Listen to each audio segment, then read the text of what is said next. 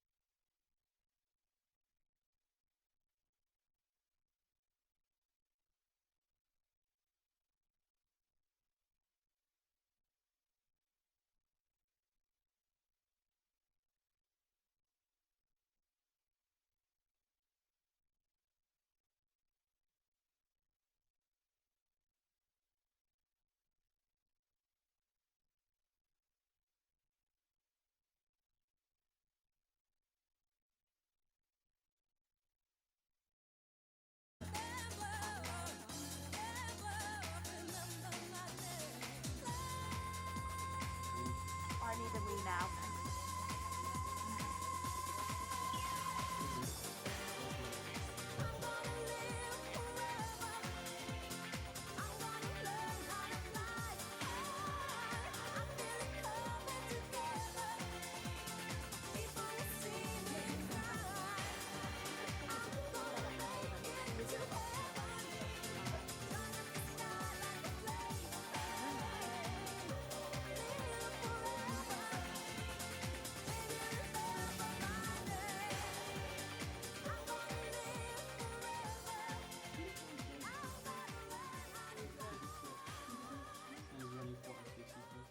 Is he actually? I think so.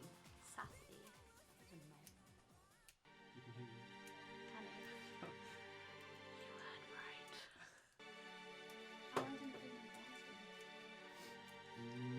Yeah, mine are like that. It's not computer. Yes. So I don't use it to see normally, but to use computer is quite helpful. Yeah, I was about to say, it's going to be a little bit, but okay, well. I Start just start staring. squinting.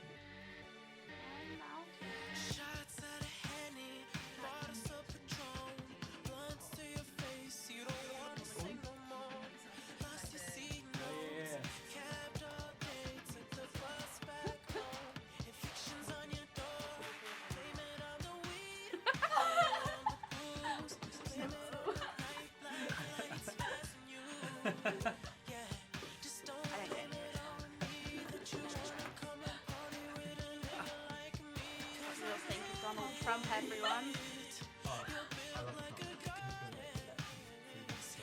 Seems like you've been stressed, especially when your nose red. Let's go to Like a special diet coke. You need more bread. Now you got no rent. You blow that money, you try to window shop. You blow another 100. You fucking goons in the day, hips and nights downtown, and your daddy don't know your why. If they don't let you in, you know where to find me.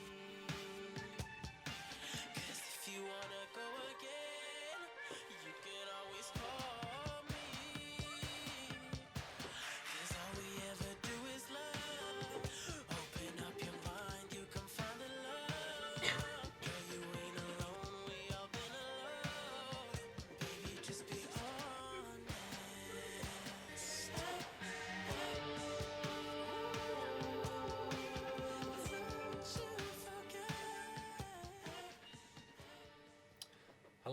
welcome to Meet the Candidates, the live hustings of Imperial College Union's Leadership Elections 2016. I'm Paul Beaumont, your host for the evening. I'm a research postgraduate in the Department of Computing and also a former president of the union.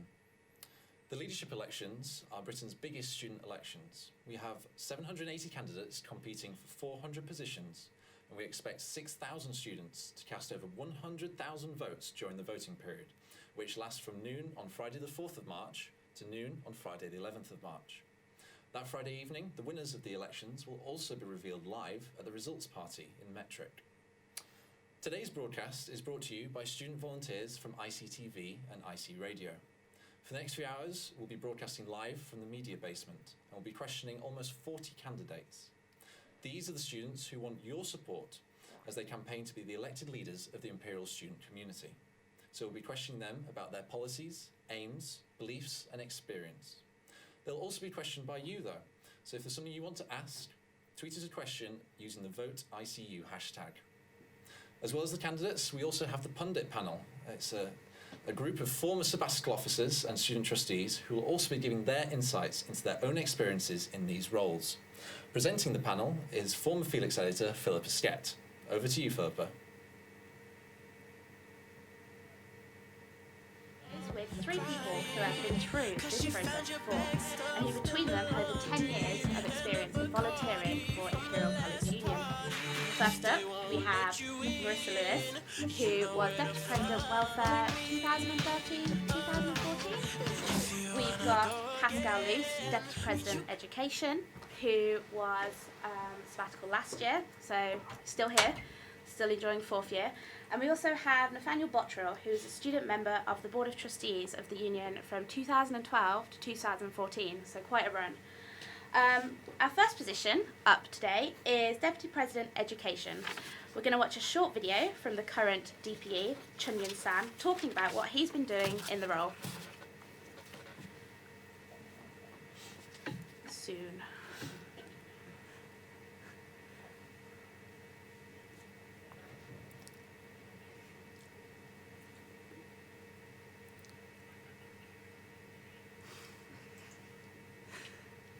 Thanks, Philippa.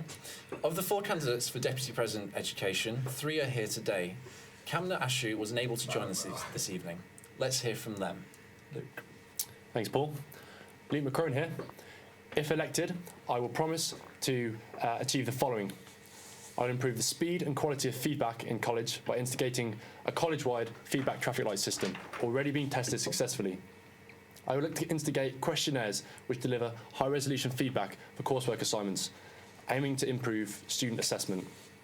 I will review the support in place for postgraduates and ensure that basic college policies are being adhered to. Most importantly, I will listen to you and act accordingly.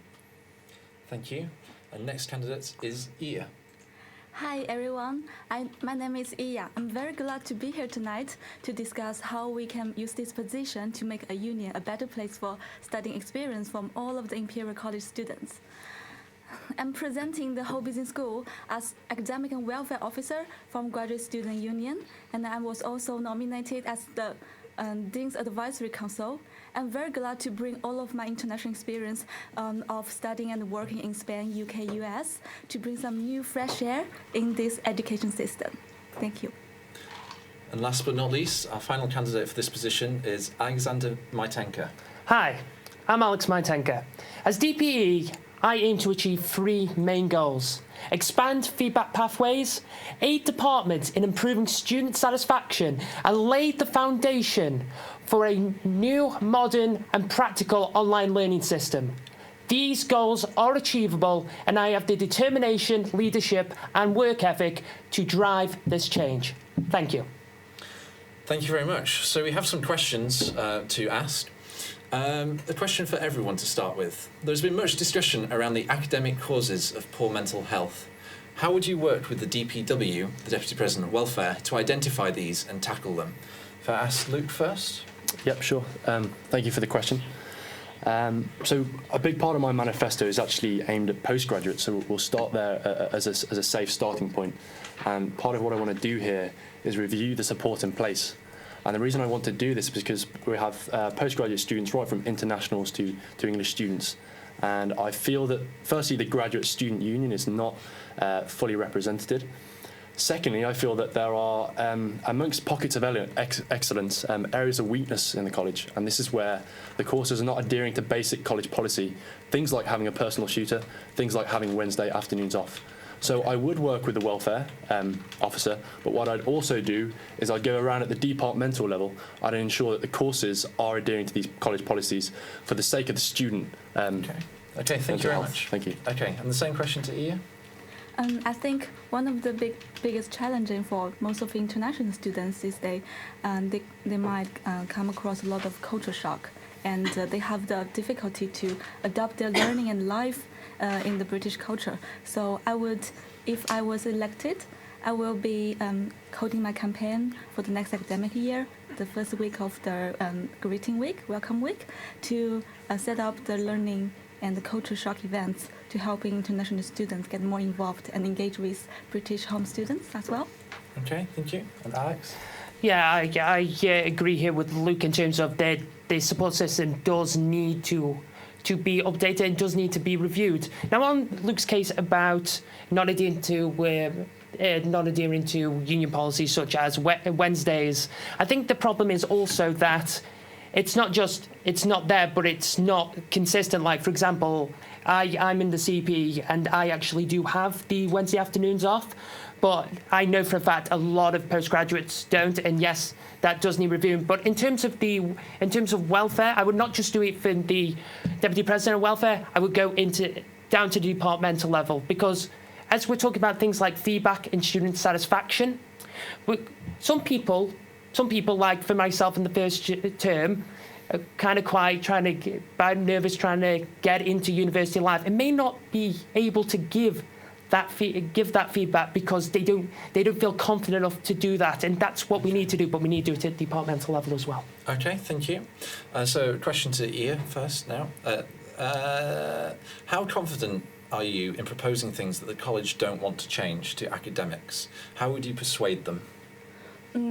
From my point of view, to persuade someone is not just about the fact, but also bring all of the benefit the student can be emotionally engaged. So I think social community footprint can be a really good method to get information across. So people can share their ideas and experience, such as like case study, share their story, like storytelling, content rich. This will be more easier to get information across and will be more persuadable. Okay. A question for Alex. Yes. You mentioned in your opening statements as well, you want to lay the foundations of a simpler online learning system. Yes. What is wrong with the current one? Is that a promise that you can keep? Because changing it would cost a lot of money. But then again, we are also spending money to have the current systems we have. And in my opinion, we are at the forefront in the world for science and technology. And to be fair, it boggles my mind that we don't have a in-house system that we can adapt for each different one, which is easy and practical. Like, I'll give you an example. The SIS system, which I would base this on, one page, personal information, timetable, your coursework, your modules, and your results. There's no going into different tabs. There's no issue with that. In terms of online courses, one thing's going to postgraduate, which was weird to me, was how complex it is to put things into Turnitin.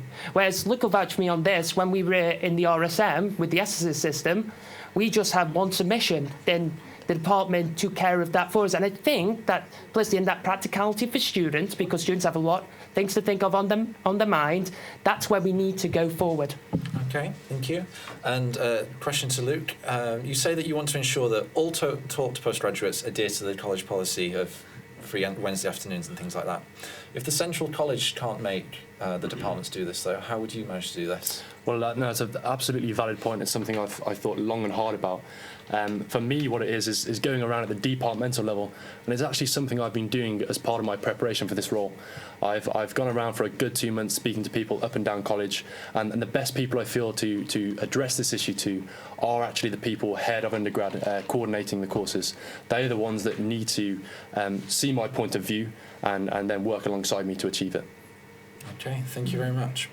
So finally, in 10 seconds, can you please tell me why you are the best candidate for this role? So I'm going to start this time with Alex. Well, in terms of, as I said, leadership, development, and work ethic, for my goals, we need someone to be a Captain Whiplash, and I will be that Captain Whiplash. Okay, thank you. Yeah. Well, I think I'm the best candidate because you can never underestimate a business person can bring this science and research related and focused university, because we're the one who can build the bridge, foster the communication and the process from research to the industry. Okay, thank you. And Luke? Students at home, I'm a leader. I will represent you. I've been a whole senior subordinate and year rep. I've held many positions. It's an absolute privilege to be sitting here, and it would be an even more of a privilege to take on the role next year. Thank you. Thank you very much to all of our candidates, and we're now over to the pundit panel.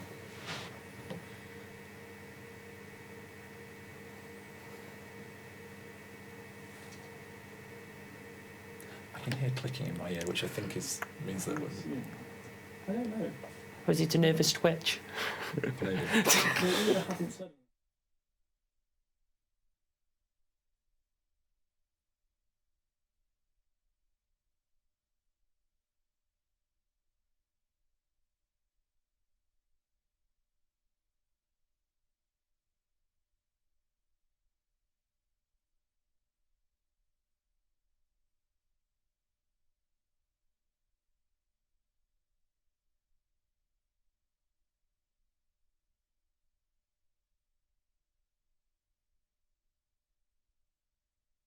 Okay, we're back.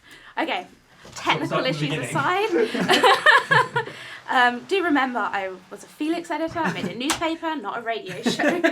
So we're back to the pundit panel.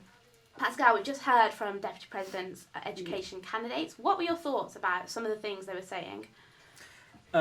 Thank you. Yeah, I really enjoyed that they were talking about online learning, because this has been an ongoing issue over the last couple of years. We've seen this issue in a couple of manifestos. All the three candidates now have it in their manifesto, so it's really nice that they're addressing this issue.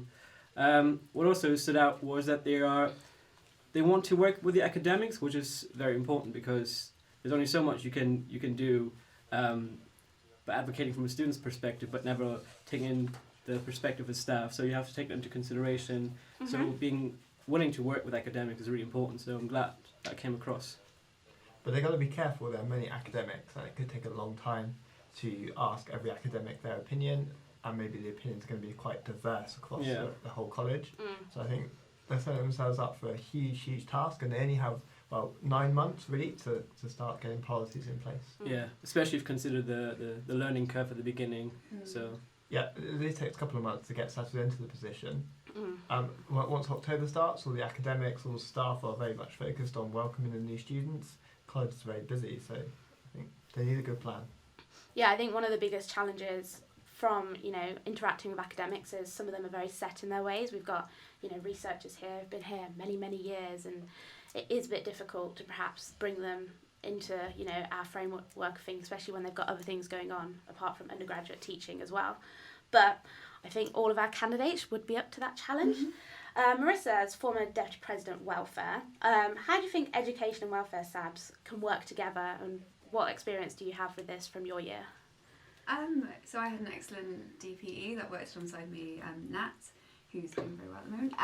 And I think it's really important that we ask the question about mental health to the Deputy President education candidates as well, because these issues are just so intrinsically linked together, like coursework stress, interruptions of studies, these kind of things. They're really common, and you require the sort of two sides of the same issue to be worked out. So I think it's good communication, a good working relationship, and also just getting on board with the same priorities at the beginning of the year is really important. And mental health is, really it's one of the bigger topics. I think a lot of SABs, all of them should start to think about perhaps a bit more as they take on their roles. Nathaniel, how does education fit into the wider union strategy? A bit of a curveball of a question, not to put you on the panel. That's a really difficult question. I'm not Paul Beaumont, but... Well, funny you say that. Paul Beaumont did set out the union strategy 2013 to 2016, So essentially, the union are there to lobby college to help improve education, to make the education a better experience for students, and I guess to make sure education or the students' education is relevant to today's society. Cool. So we've had DPE, and up next is council chair.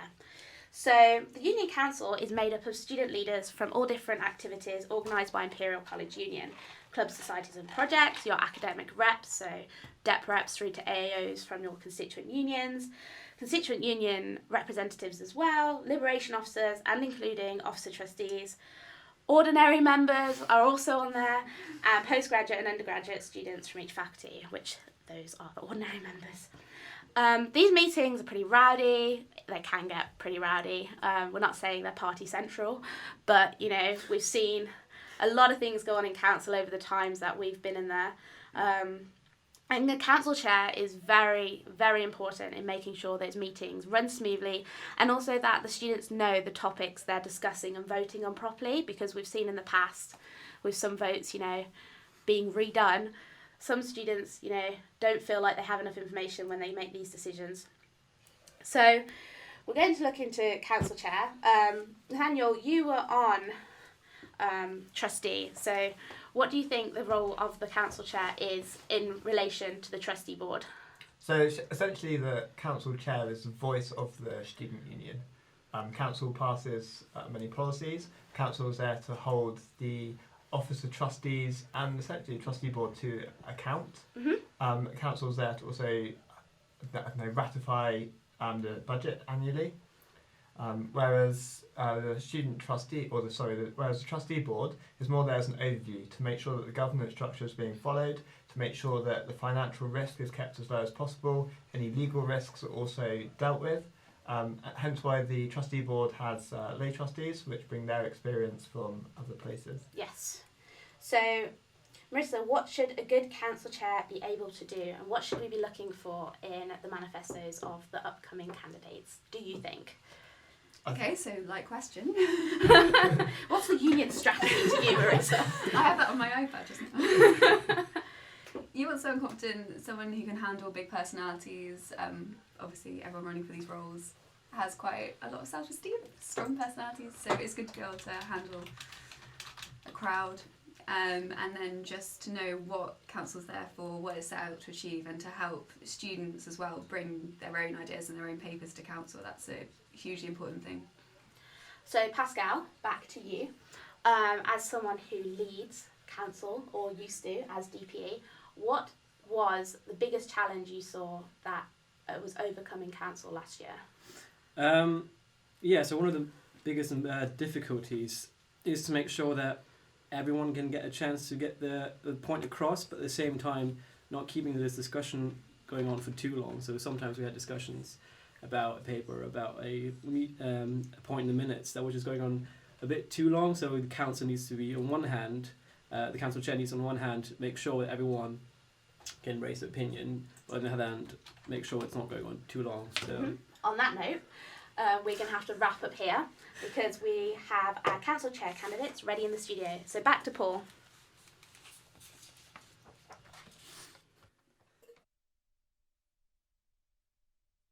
Let's hear from them. Firstly, Michael. Hi, I'm Michael, candidate for council chair. I've sat on the council this year as an ordinary member, and I've noticed some problems. Some of your elected representatives just don't take their responsibilities seriously and don't attend, which is a negative effect to all students across campus and college. As chair, I will aim to tackle this problem of low turnout. And where was I going with this? And I will aim to modernise the council to ensure that we can do our vital work even when we cannot physically meet. This will require a fresh perspective, so I believe I am in the best position to take on this role next year. I thank you for your consideration. Thank you. Next candidate is Abigail. Hi, I'm Abby, and I'm running for council chair as well. So I sat on council and both trustee board as well last year, and so I feel like I have a relevant experience to be able to pass information quickly, rapidly and effectively between the two, which I feel is a really important part of the council chair role. Also, having worked with the union last year to transform the way that club training is provided, I would aim to change the way that training is provided to council membership such that every single member is turning up to their first meeting of council knowing exactly what they're doing there, so hopefully aiming to improve the quality issues. Thank you. And finally, we have Stephen. Hello. As council chair, I would hope make council a space that is able to hear your voices and turn the union into a vehicle that is able to shape itself to support you throughout your time as an undergrad or as a postgrad or whatever experience you have here at Imperial. As someone who's been going along to council meetings for the last 4 years, I have a plethora of experience over the years and have seen council take many shapes and forms. If you vote me as council chair, I would also continue this evolution and enable that council is able to meet and discuss and make changes that affect you and your lives here as students. Thank you. Thank you very much. So I have some questions for you. Firstly to Michael, how would you get boring council discussions out to a wider audience? That's an interesting one because, well, as we know, council is quite a niche body for what is considered the union hack. But obviously, there are a number of issues that we have seen that have obviously become a lot more impactful. For example, we saw last year the closure of Weeks Hall, which saw an emergency council meeting. But I would say that more people need to be aware that it is actually a body, because the people that I've been speaking to this year's campaign are not aware that it's an actual body. They're not aware of what it does, and they're not aware of even its existence. So the way I would say get it out is by getting it out, by telling people that we're doing something, and by advertising it more broadly than simply the page on your union on the Imperial College Union website. Okay, and Abby, the same question? Boring content? So yeah, how do you get boring council discussion content out to a wider audience? So I think a large part of the problem with council discussion is a lot of the papers that will come appear boring because they haven't been completely honed before they come to have the discussion. So I think making sure that all the papers have emailed back and forth to make sure that it's as good as it can get before it gets there, and that the students bringing papers have been trained on how to present the paper so that you've had a chat with them before they turn up to the meeting, because council can be quite scary if you don't know what you're doing, and making sure that everyone is properly prepared when they come so that all the papers, the discussion is at the highest level it possibly can be. And I think that would be a really simple way of making sure that the meetings are more interesting overall. Okay, thank you. And Stephen, the same question? Council should be interesting because the business that's coming is interesting. It should be things that are of interest and should be exciting to students. The boring business of council shouldn't be boring. It should be something that can be done and dealt with. The things that council should be spending its time and its discussion and its energy talking about, discussing and implementing, stuff that is of interest to students. And actually, if council starts talking about things like what are the longer terms, to a certain extent, some of the longer term strategies, where is the union focusing its energy in relationship with college, things that actually students can get really impassioned about, things that are affecting them in their lives, in their departments, and those conversations which are of interest, when council has discussed things that are important, like the emergency session to do with the closure of halls, we had lots of people turning up to discuss and give their opinion. If we can make that the norm for council rather than a rarity, then council will actually start doing its job. Okay, thank you very much. So question first to Abby.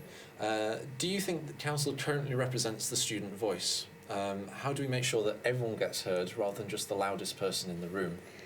So I think council is a very interesting body because it's been set up to try and reflect what has been perceived as representatives of each segment of the student body. So there's 70 members of it ish. Yeah. And so it's very difficult to make sure that every one of those understands the relevance of their specific subset to every topic of discussion. And I think making sure that the students are understanding how their voice is contributing to the student body as a whole, and how when they are meaningfully participating in conversation that they can't personally see as relevant. I've wandered from the question. Can you?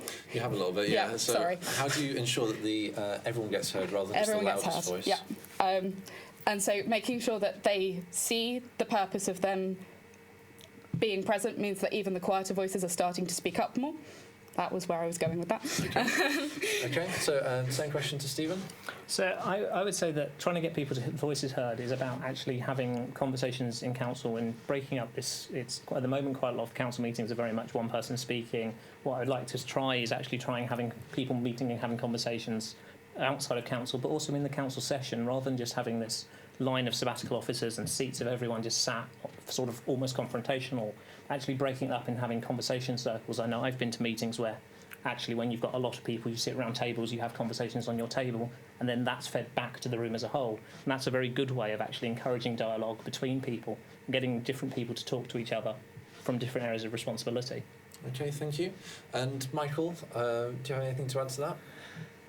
I mean, not really. I mean, one of the main problems, as I addressed in my opening statement, was the fact that low quoracy has meant that lower proportions of the college community are actually represented at the moment, because every member of the council represents a subset of the student body, and if those representatives don't show up, then that subset is effectively ignored and left out of discussions. So, to make the union council more representative, I would say that you need to get people to turn up first, and perhaps then onwards, I would say, if necessary, to make sure that not just the loudest voices were heard, you could potentially have an allotted time for speaking. For example, every member gets 20 or 30 seconds, and you can use that time, or you can hand it to somebody who would be more suited to execute that time. Okay, thank you very much. So the council chair is also on the board of trustees.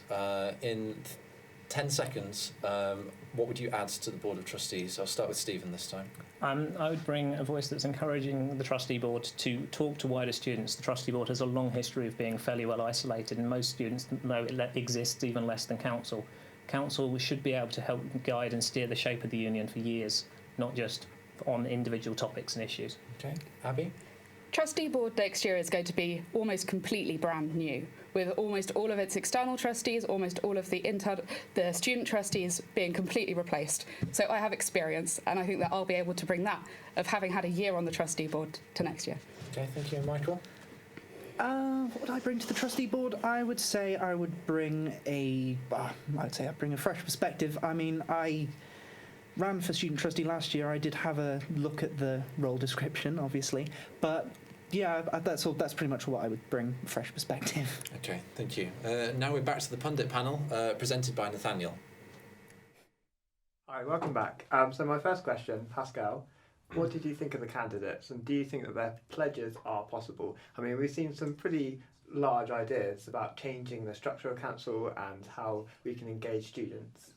Yeah, that was really sorry. The pledges were really encouraging. So some of the ideas that were passed around are really good. So I think the interactive one would be really refreshing, because I remember some councils were just very dry and very long. So breaking this up and just having nice discussions among the members would be great, because some members don't even know why they're there. Addressing that for external students, that's scary. That's a really good idea as well, because if you don't want to make it more approachable, then you want to be, of course, less scary. So no, I think this is really encouraging, and I can't have a preference yet, so... I guess voting hasn't opened yet, so we've still got another week of campaigning.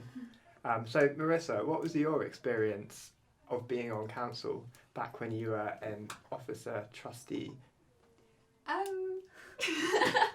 No, I enjoy council, but I think what Stephen said about it being quite a confrontation with the SABs at the front and all the other students sort of facing you, it can seem a bit difficult, I think, for a lot of students, especially if they're like first year or like they're new to council, to speak up, and I think that is a problem. So like breaking it up, having us all in the room together and try and work on solutions together is a really good idea. Like, we're there to be held to account, absolutely, but I think that's sort of a minor role. Like setting the agenda of the union is the sort of main thing. So us all working together would be good. Yeah, and the aspect of like it being confrontational with the SABs, I can definitely agree on that. It's really like it's a bit like a massive job interview. It's like a row of people just. I know. I remember criticising you. we all being around in a big circle. I mean, this was how it was back in 2009 when I was RCC chair, and it definitely has much more of a welcoming feel. We're all together, one group, there to represent the students. Yeah, that's good. Yeah, and maybe we should get that back and then problem solved. However, if the circle continues to grow, the union dining hall is only so big. It could be a space issue more than sort of wanting to make it a confrontational issue. Who knows? Yeah. So I guess quite a lot of discussion was based on involving more students. My biggest concern would be that if you bring lots of students in that all have an opinion, all have a voice, how are we going to be able to control council? I mean, Pascal, do you have any insight on? Yeah, we had this scenario twice last year, and to be honest, those were the most interesting ones because you just get an outsider's perspective, and the union or the council itself is just was becoming centered focus really. So some people get very quickly adapted to it, and then it's great to have someone externally coming in and saying, "Wait a minute, this is what we students think. This is what the society thinks. It's good to have this external opinion." Okay. So I guess also coming from a union point of view, all the minutes of council are listed on the website. There's clear documentation about how it all works. But how do you think that we could improve this, Marissa? I knew you were going to come to me.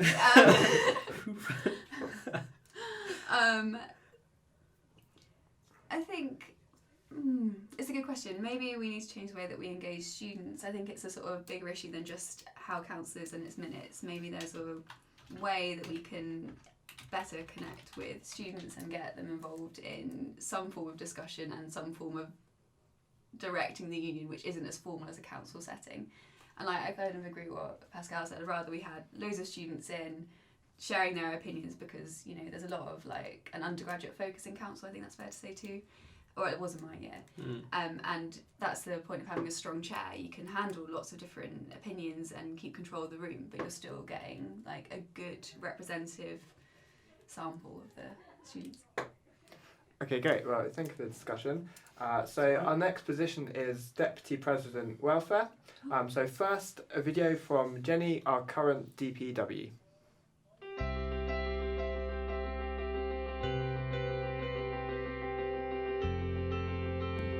My name is Jenny Watson, I'm Deputy President Welfare. So my job basically involves looking after student support and wellbeing services, but also supporting students to run the sort of campaigns that they want to run within the university and also supporting some political engagement.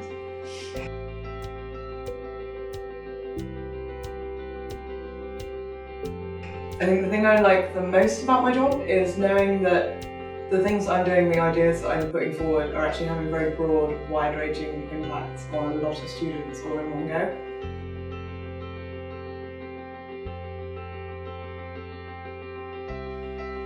I think the biggest challenge with all of these ideas is convincing people in the college that something that's quite radical and innovative is a good idea, and actually trying to push that through to people that are quite set in their ways and not necessarily used to coming up with new ways of doing things can be very difficult.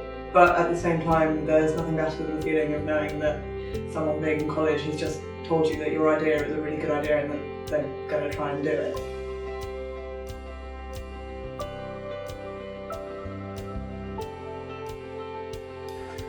I think I wish I'd known that it wasn't going to be the same as my previous role, which was being the welfare officer for ICS MSU, for medics.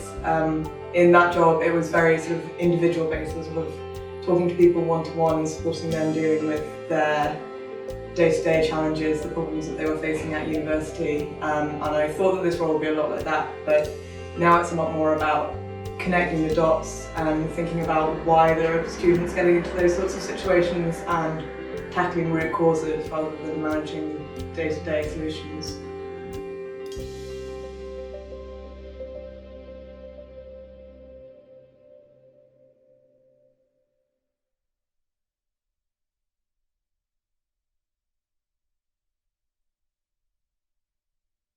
Welfare needs to be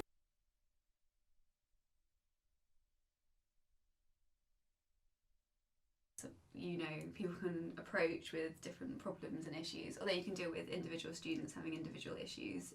It's also really important to work with groups of students and sort of help people achieve what they want.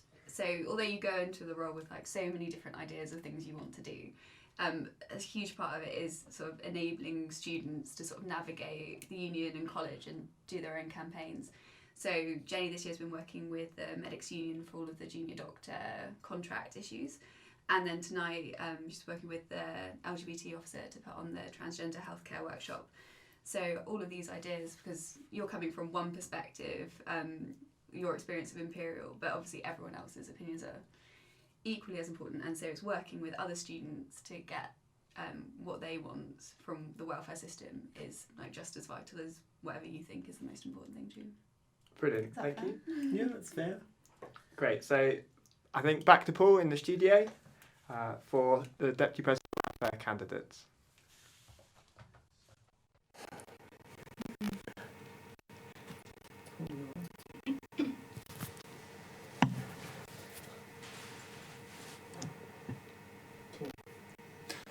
Thanks, Nathaniel. There are an incredible 7 candidates for Deputy President Welfare, 6 of whom are here tonight.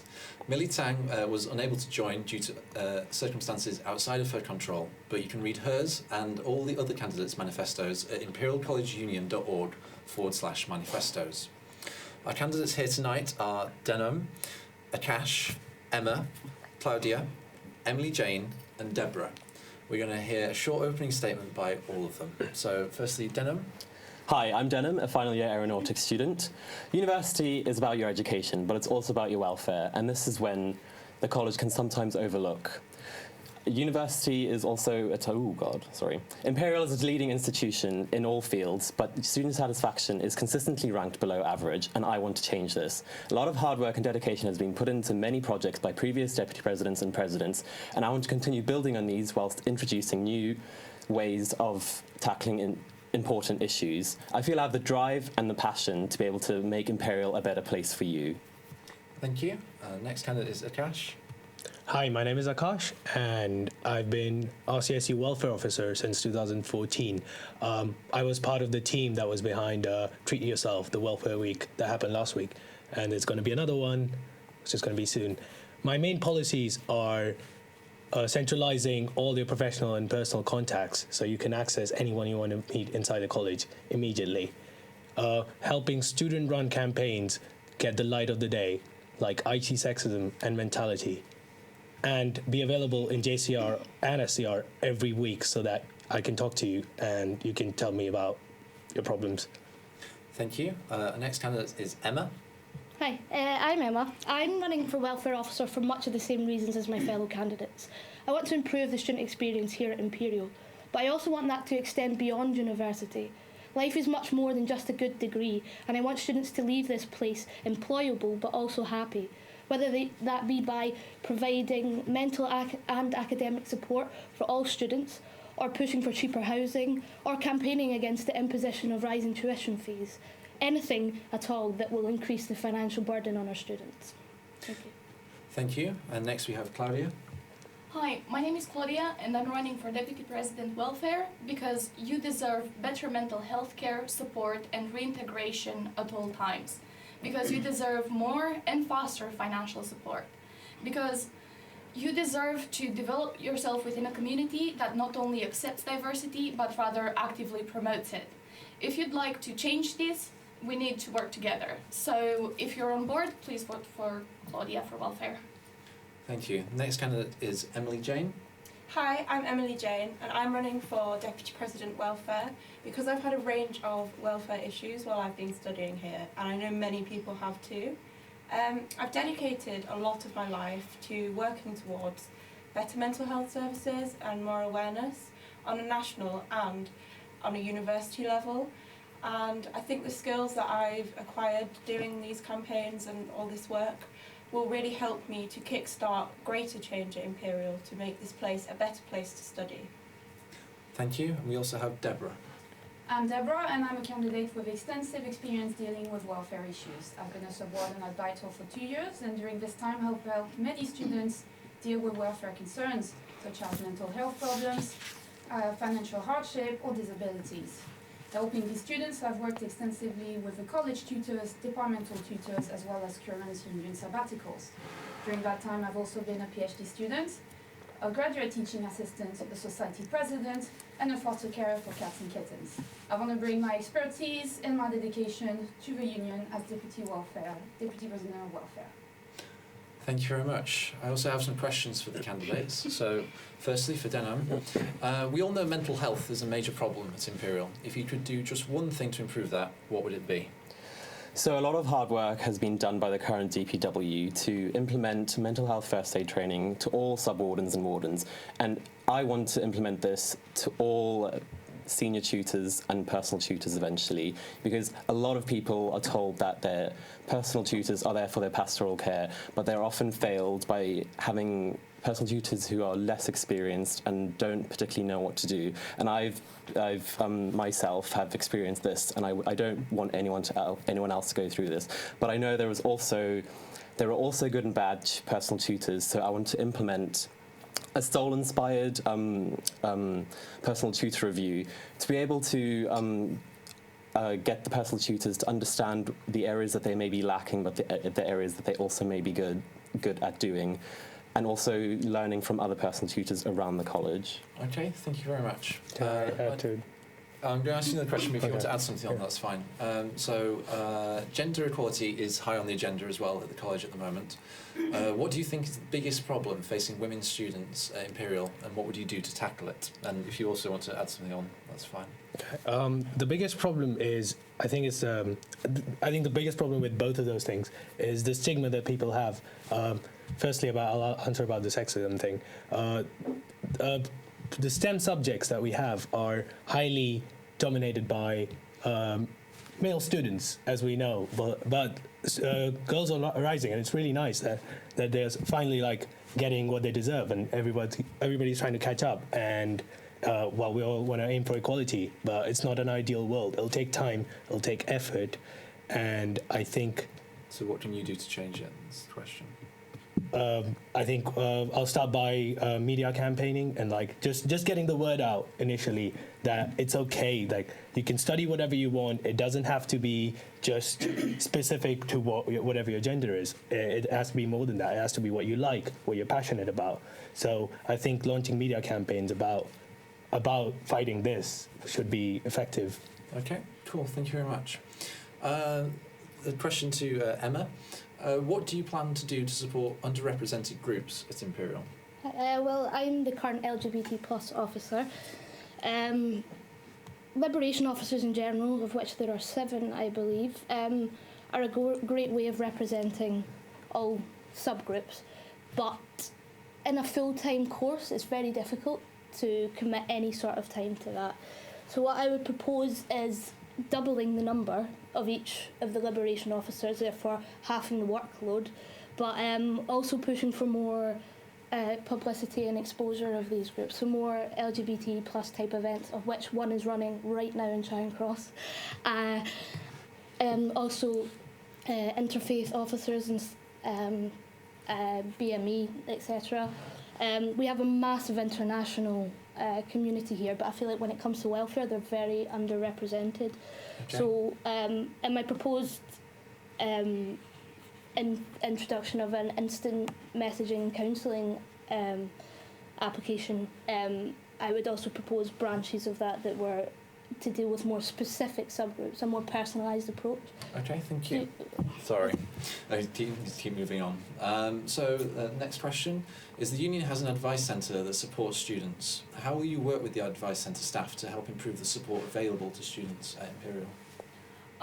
Well, first of all, I think there isn't enough advertising for all the advice and support materials at Imperial.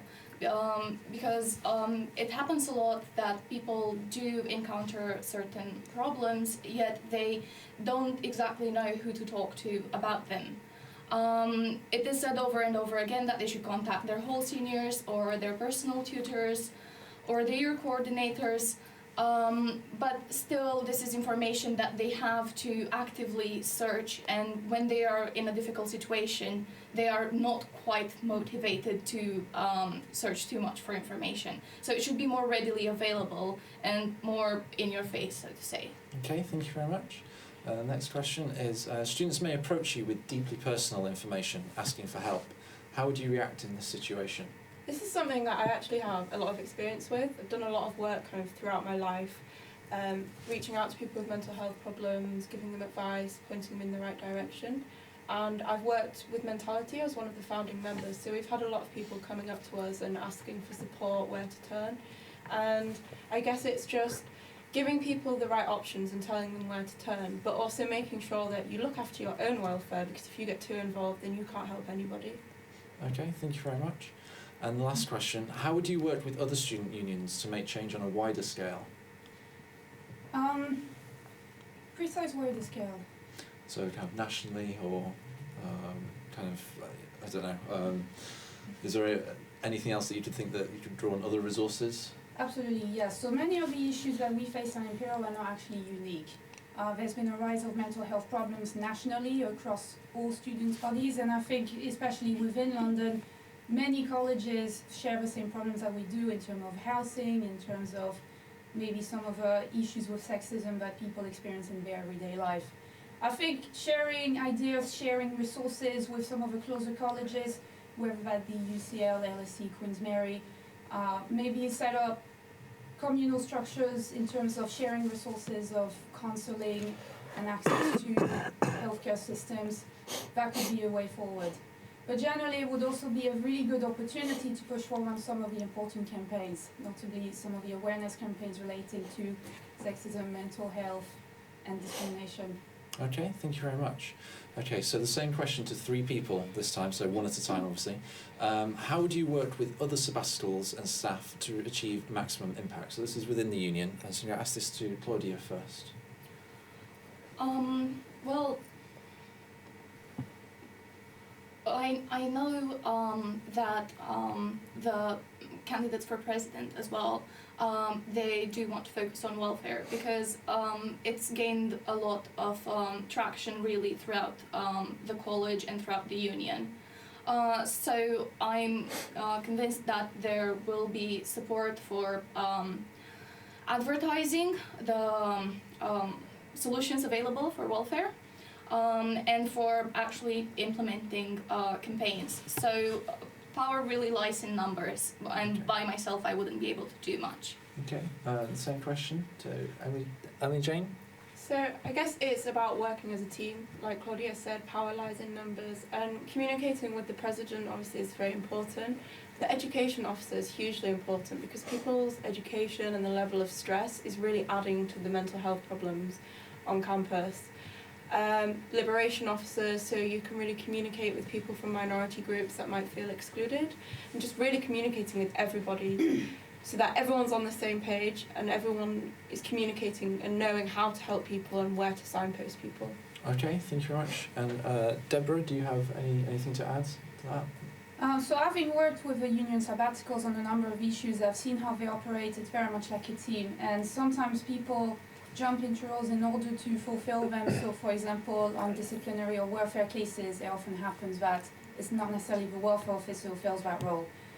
I see myself doing a similar thing for other issues, and notably with any cases of campaigning for change towards the college or negotiating issues with the college representatives, it's going to be very important to work as a team, to complement each other's efforts and ideas in order to make a strong case. Okay, thank you. So I have a different question for people on this side. So how would you link up with the existing student networks, such as clubs, societies or constituent unions, to create campaigns that reach students? So I'll start with Akash this time. Oh, sorry, can you repeat the question? Yeah, so how would you link up with existing groups, so societies, unions, to create campaigns that reach students?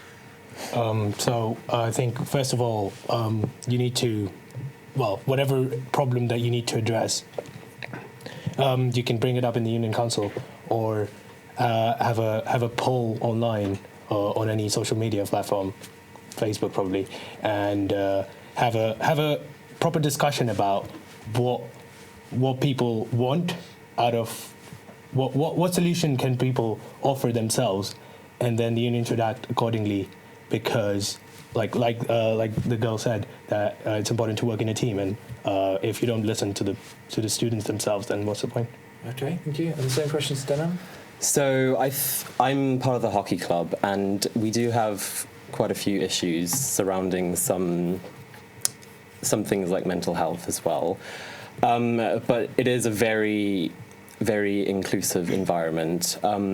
So I think it's very important that all the presidents talk within their clubs and societies to ask around if there are any issues that they would like to be changed or anything that they would like to bring up. And it's important to get all the clubs and societies involved in this so that they can campaign to be able to make things better in any kind of society, so sports, so the art societies, and everything like that. So I think it's very important that they talk to the people inside the clubs and societies. Okay, and same question to Emma. Well, in my manifesto, I proposed that all incoming clubs and SOCs, captains and welfare officers are able to be funded to go through the mental health training that I know I attended and many people did. There's quite a high demand for it. So if everyone was able to attend it, then obviously that would be good. But also it depends particularly on what the campaign issue is, on how you handle it and what clubs you reach out to. First, I think it's important you ask the clubs and societies what events are most best attended, so therefore you get a feel of the idea of what the club runs as. But for example, for like gender equality, it extends much further than academics and it extends so much further than this university, to the extent I don't know a single person my age who hasn't faced some sort of harassment. And it's just working with clubs that there's stigma surrounding groups of certain people, specifically groups of men. Not all men are like that for one reason, but also by working with these people and by having them promote the campaign, then I really think it'll have a much wider reach. Okay, thank you. Okay, so the last question, so the same question for every candidate. In one sentence, how would you solve the mental health crisis at Imperial? So I'm going to start at this end. I'm sorry, go this way this time. So firstly to Deborah, how would you try solve the mental health crisis at Imperial? It's a two-front problem. It's awareness and it's provision of support structure. So increase awareness, decrease stigmatization around mental health problems, but also reinforce the support side. More counselling, more GP hours, whether that's on campus or off campus. Okay, thank you. I think, like Deborah said, it needs to be tackled from different angles. I've worked extensively with mentality to improve awareness of stigma, like reducing stigma. And we've also seen a huge response from college.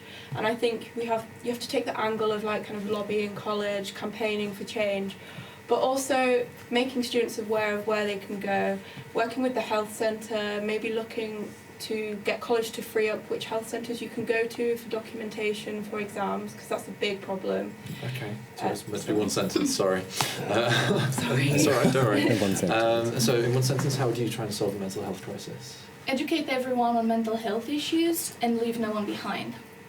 Okay, thank you. Emma?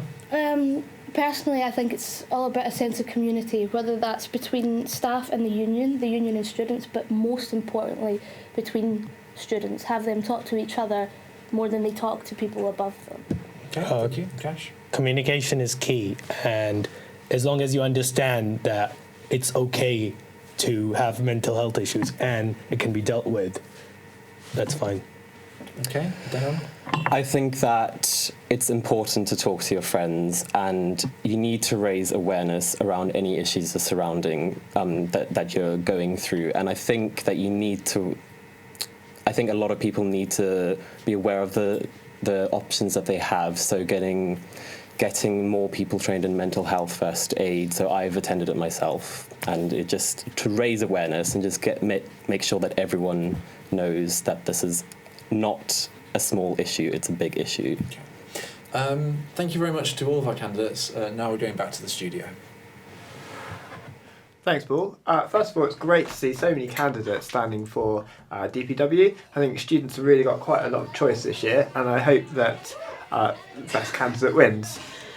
They're happy to be. So, Marissa, in one sentence, I can give you as many comments as you like, but still only one sentence. How would you solve the mental health crisis?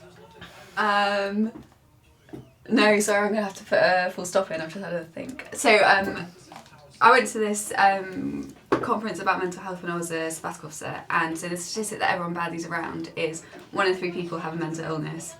But at the conference, it was made clear that 3 out of 3 people have mental health. So, as well as focusing on being aware of mental illness, helping mental illness, decreasing stigma around mental illness, it's also about helping students take a holistic approach to their own well-being. And going back to the question we asked them about, how you work with other societies, this is where it's so clear. Like sports teams, we know that physical activity and your mental health are like intrinsically linked. And we've all been to Union on a Wednesday night to see what sports teams get up to. So. Well, that might not be a fair representation of all they do. And then like working with DP, so like having a good course structure, support from your personal tutor. It's like people always ask the DPW this question because we're the sort of soft, fluffy ones that you go to with your problems. But really, it's everyone's responsibility. Like every single sabbatical officer has a role to play in ensuring people are happy at this university, and that's why everyone's running, really. And I think the union has done a lot of work in the last recent years. If we go way back, DPW and DPE were the same position. So I think dark days, yeah. So a lot of work has been done. So now, I guess if we're turning to college and what college can do you really think that personal tutors can help students? Are they the right people to be at the front line for mental health and welfare issues? Is that for me? Yes. Okay, so no, I definitely think so, because that's what the roles are currently advertised as. They are there to, guide the students, especially in the first years or when people start. They're the go-to person for any problems they have. So a student can come and say, I don't understand this course, but at the same time they can say, I'm just feeling so down, not motivated for this at all. And then we need personal tutors at that point to be able to either help them directly or to point them in the right direction. And this is an important issue that was mentioned. The personal tutoring scheme is a bit like a lottery. So you either get a personal tutor that is good, that is capable, who know their stuff, or you get someone who's not interested at all, who's just being put there. Yeah. And that's all I have to say.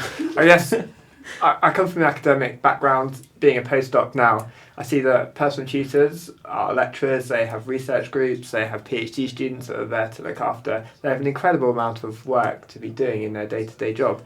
Is there anything more that college could perhaps be doing, Marissa, that could help students and for welfare issues?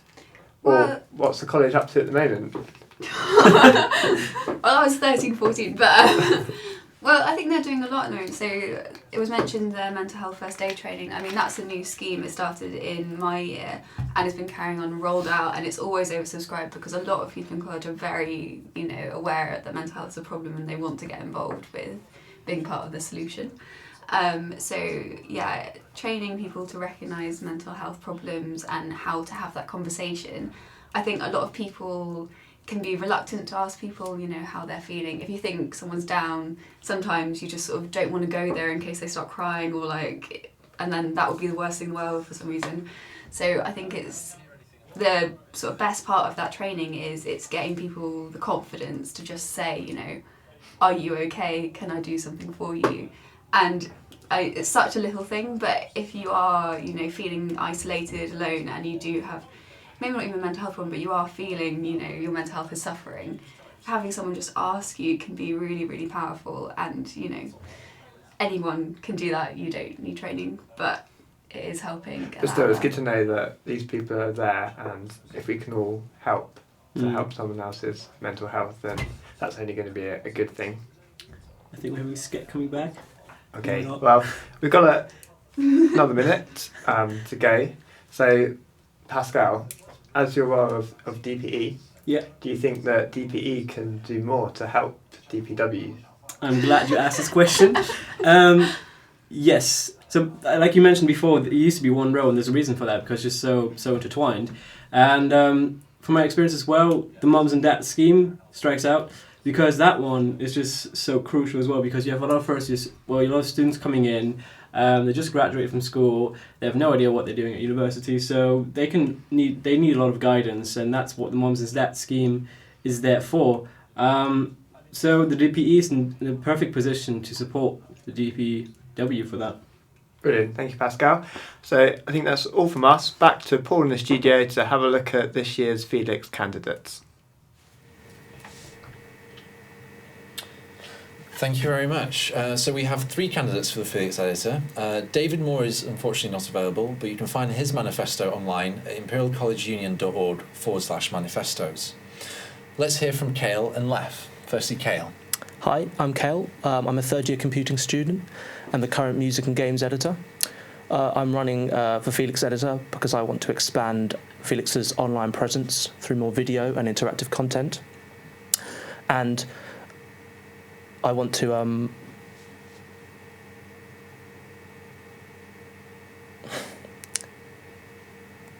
Yeah. Do you want to leave it there? That's I'll fine. leave it at Okay, and now to Lef. Hi guys, I'm Lef, formerly a biologist. Now I'm doing a master's in science communication. In the past I've been a freelance writer. Now I'm the science editor for Felix. So I've got a lot of experience in press. I've also been around college for about 4 to 5 years. I've run the Fine Arts Society in the past. I've got a lot of experience with the community and the union. So I really love this place. I came back. I really care. As Felix editor, I would like to make the newspaper more inclusive and also increase its dependency to insulate it from any attacks on our freedom of speech. So yeah, vote for me. Okay, thank you very much. So I've got some questions for both of you. So I'll ask you the same questions, but in different orders. So, as you just mentioned, candidates talk about union interference. What does that mean, and how will you stay independent, fair and balanced? So let's start with Lef. So in my experience as a science editor, being around the editor-in-chief, I've seen a lot of interference by the union telling us what we can and cannot run, the union having a very interesting opinion on what is considered politically correct, racist, sexist, and this is all fair, I suppose, but instead of having a very strong harassment, I would rather us maintaining our independence instead of being threatened of, being shut down, us being more independent and able to indeed print whatever we want without fearing any repercussions. I mean, we are the student voice. We should be able to start a dialogue rather than publish already with limitations on what we can and cannot talk about. Okay. Do you know why sometimes the union might impose such limitations? Can you expand on that? Why do you think it is? Well, I do think that a lot of the people in the union have their own agendas, and also they do get a lot of strong recommendations from the people in charge and college. Having said that, we are students. We are entitled to express our opinion, and this is really in the way the UK higher education system is structured. Having a free press is the only way we can really affect the world and our situation and our education. So, yes. Okay, so the same question to Cal.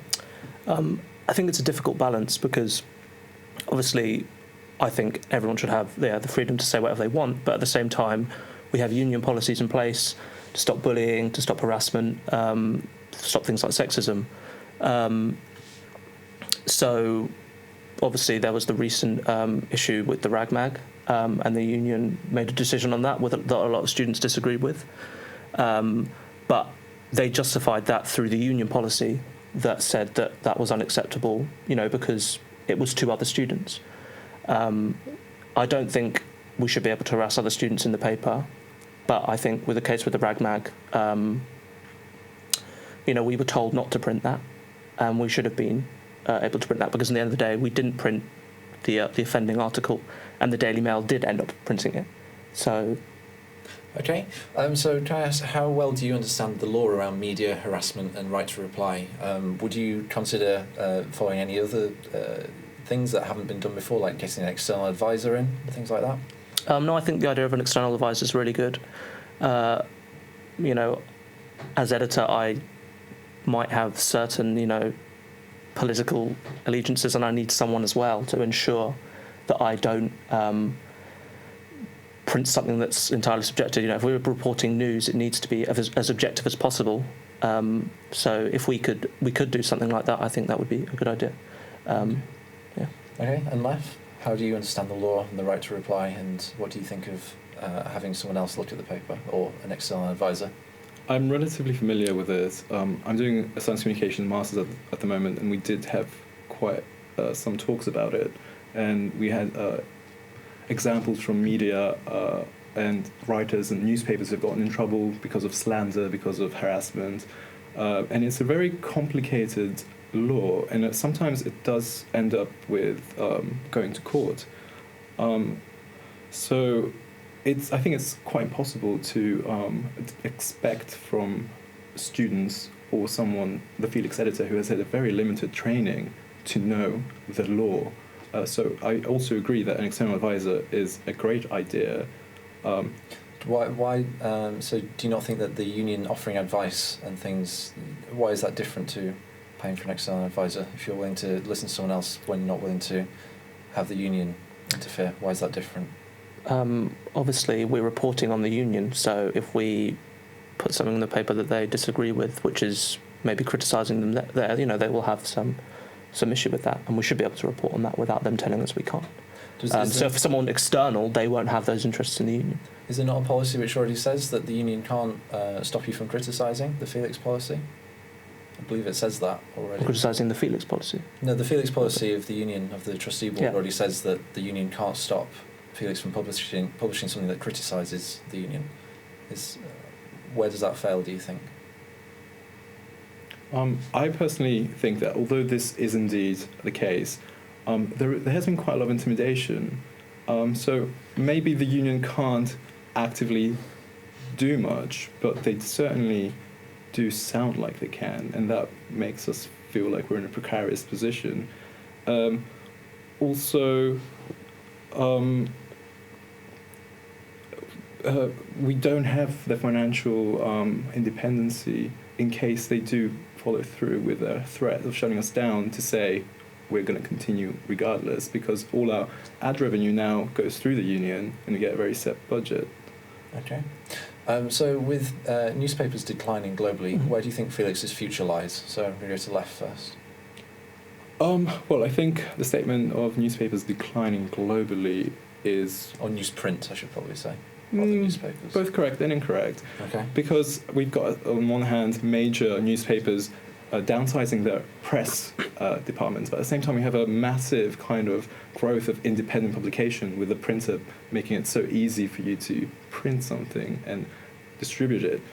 Personally, I think that it's not the use of paper to distribute your material that is the problem, but it is the kind of denial of society progressing. So we don't really understand how people react with objects because everything is so digitalized. I don't think that we should stop using newspapers. I think people have a real relationship with the object.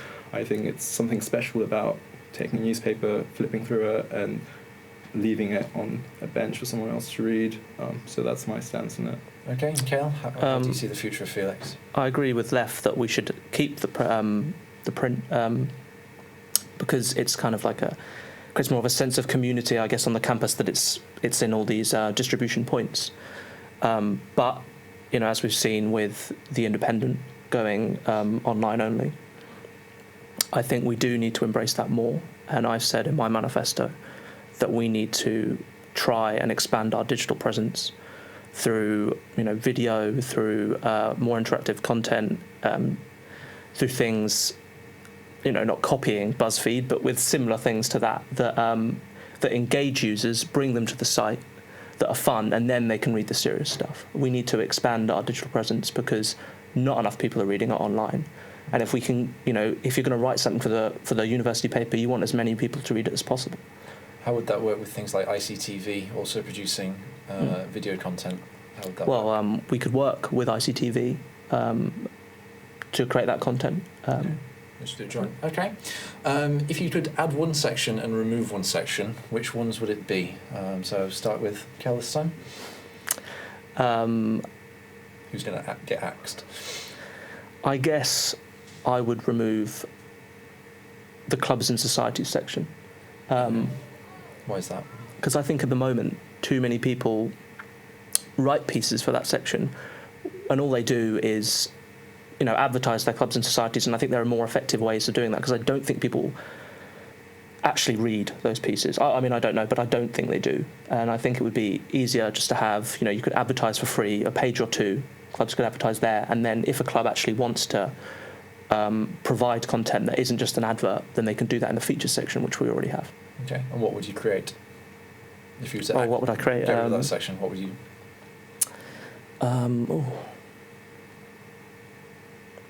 That's a hard one. I suppose you've already said your BuzzFeed kind of style thing. So yeah, not hangman, but almost like a listicle style thing that engages students in an interesting way. Okay. And Leif, what would you axe and what would you create? This is a very difficult decision because I'm all for diversity and diversifying the product and giving as many people as many options to write about. So if I had to axe something, I would axe the horoscopes because no one cares. Also, I don't like horoscopes. I think they're stupid. But that will also allow for other sections to remain there. From next door. I would add potentially a section dedicated to postgraduate students because I think Felix has a bit of an issue reaching out to people. I think a lot of people sometimes don't even realize what Felix does or who contributors are or who the editors are, especially postgraduates. A lot of them are here for a year with all the masters that are on offer. And they honestly don't know what it's about, and they don't understand that they have the ability to voice their thoughts, their opinions. I remember a few years back, we had this section called Confessions of a PhD Student or something, and I thought that was really interesting. And now I'm actually quite disappointed that there's not more postgraduate submissions. Okay, thank you very much. So in one sentence, and then I'm going to ask you a horrific question which has just been submitted by a previous Felix editor, who shall remain nameless but is next door. But first, in one sentence, what should Felix provide to its readers and to Imperial? One sentence. So let's start with Kale. It should provide the news and the information that they can then use to enact change on a union level and on a college level. Okay, thank you. Leif? I think above all, it should provide a strong, independent, loud voice for them to express their opinions and their thoughts and feel safe while they're doing that. Okay, thank you very much. So the final question comes from the Felix editor from 2013, I believe, Philippa. She would like you to spell a hard word. How do you... Anyone like to have a go? I think it's cheating because I'm a biologist and I've done quite a lot of taxonomy. Do you want to have a go?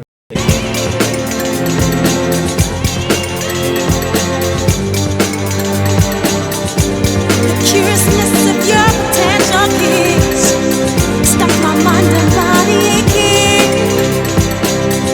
Really hurt me, babe. Really hurt me, babe. How can you have a day without a night? You're the book that I have opened, and now I've got to know much more.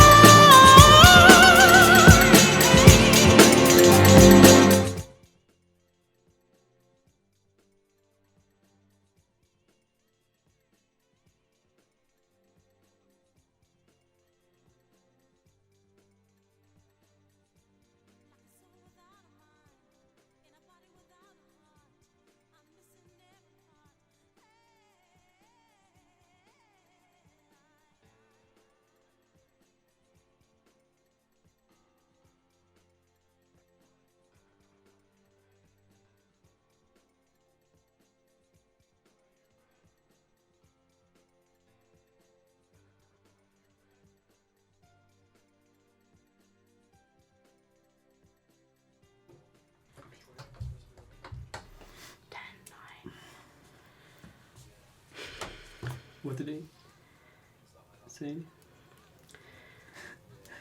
Pretend we were talking. And we're back! Sorry to hear about those technical difficulties. I feel I should explain as well, I was not at ACC, as some people have mentioned online. I'm on the campaign team for two of the candidates, so I've been stepping out when they're being talked about here in the room. So before we were cut off, we were talking about the Felix candidates that have just been interviewed by Paul. Great question. I don't know if I said it before or you got through, but I was asked the same question about the rhododendron in my hustings and I spelt it wrong and I still won. But a bigger topic I thought that came across very interestingly from the candidates was union interference. So Marissa, you've been on the two sides of this apparent war between Felix and the union. Perhaps war's a strong word. But what have you always felt was the feeling of the union towards Felix as a publication? Always pretty positive. I think, obviously, I haven't been really involved in this debate about this, warfare that's going on. But when I was a SAB, the only sort of issues we had around Felix Publishing were when it was a sort of sensitive topic or involved a student. So it was about sort of working with the Felix editor to help make sure things are published in like a sensitive, sensible sort of way. I'm not sure how much training Felix editors are given on these issues, but like obviously we've got people who work in the union who do like lots of stuff around communication, so they've got years and years and years of experience here, and I think it's a shame not to share that.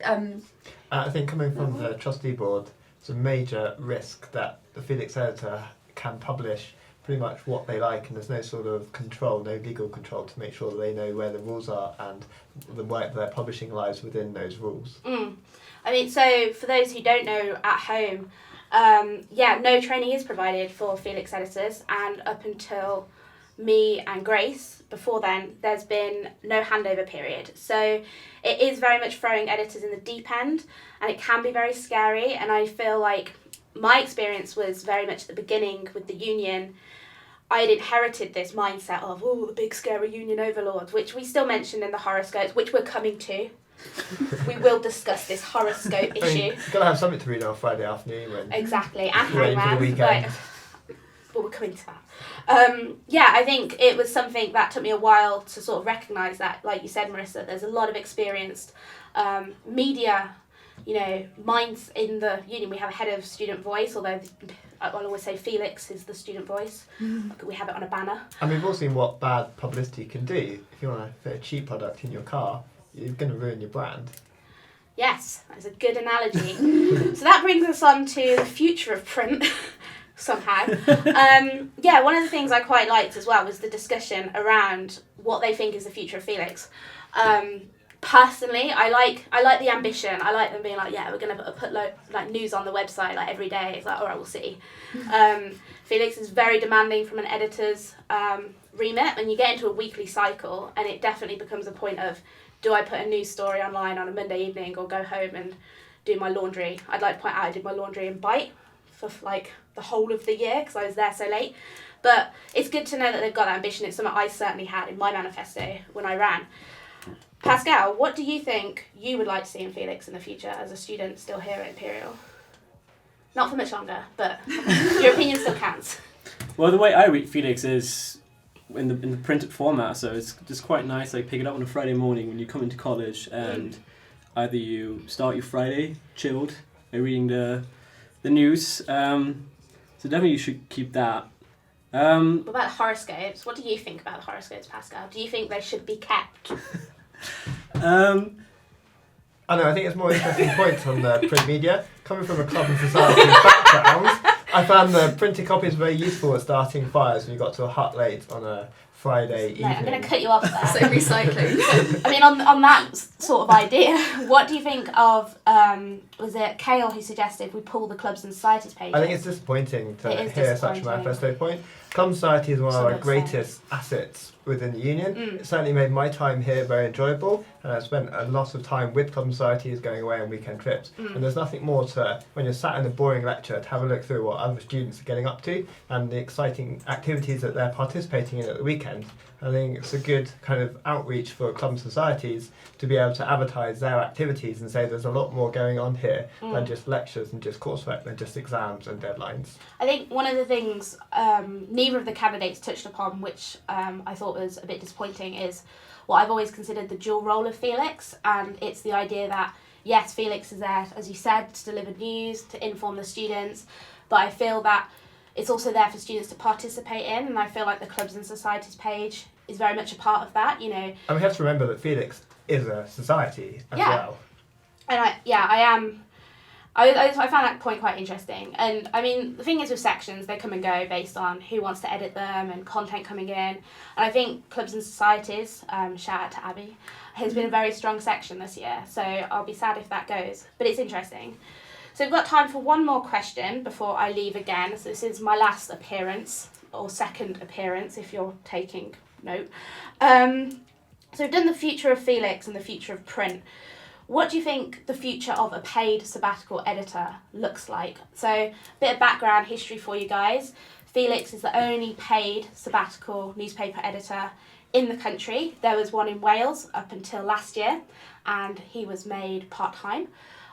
So what do you guys think about the union paying for an editor of a paper that they don't have any editorial control over, and some would say is quite expensive to run, considering we're the last remaining relic of that position in the country?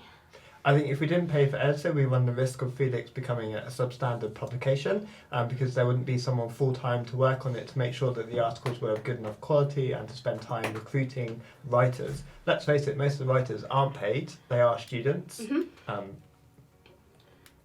That's true. Just confirming. Yeah, I mean, I'm in two minds. When I did it in my year, I was very much of the same opinion. I was like, you know, how are you going to make a paper if I'm in the office 60 hours a day, you know, with my dirty laundry? Sorry, mother, if you're watching this. But I think, I think if the online platform is going to become the future of Felix, you could argue that the print edition, should it become obsolete, may not need a paid editor anymore. But I would always advocate for a paid editor. I think it's a great asset the union and college has, and we should be proud of it as a role. I think you make a good point about having an online stream, but that's still a lot of effort to still write the articles, to upload content. Yeah. And probably to raise awareness that that website exists. Yeah. It's very easy if you've got print media to put copies around. Students can see it, they pick it up, but advertising a website is much more difficult. And I think the readership faces a risk of declining if Felix were to only publish online.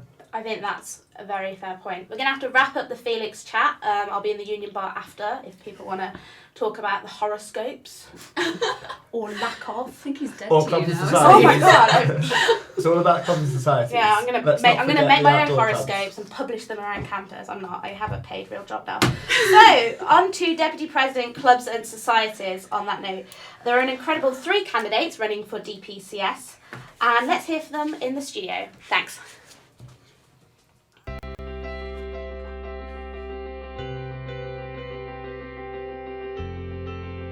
I'm Ben, I'm this year's Deputy President of Clubs and Societies, so my role is supporting the 342 currently Clubs and Societies at Imperial College Union. I work quite closely with the sports clubs and with Sports Imperial, but also with all the volunteers, supporting them and their development.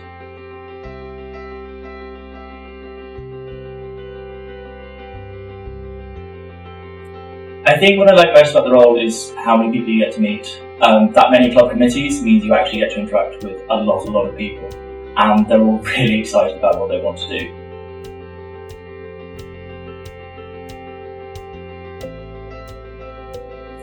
I think probably the most challenging thing about the role is the workload. You do get a lot of emails, there's a lot to get through each day, and everyone thinks they're the most important one. So that's always fun to try and prioritise and manage. At the same time, when you can help someone, you actually get to see the effects, you get to see how many people it impacts, and that's really exciting.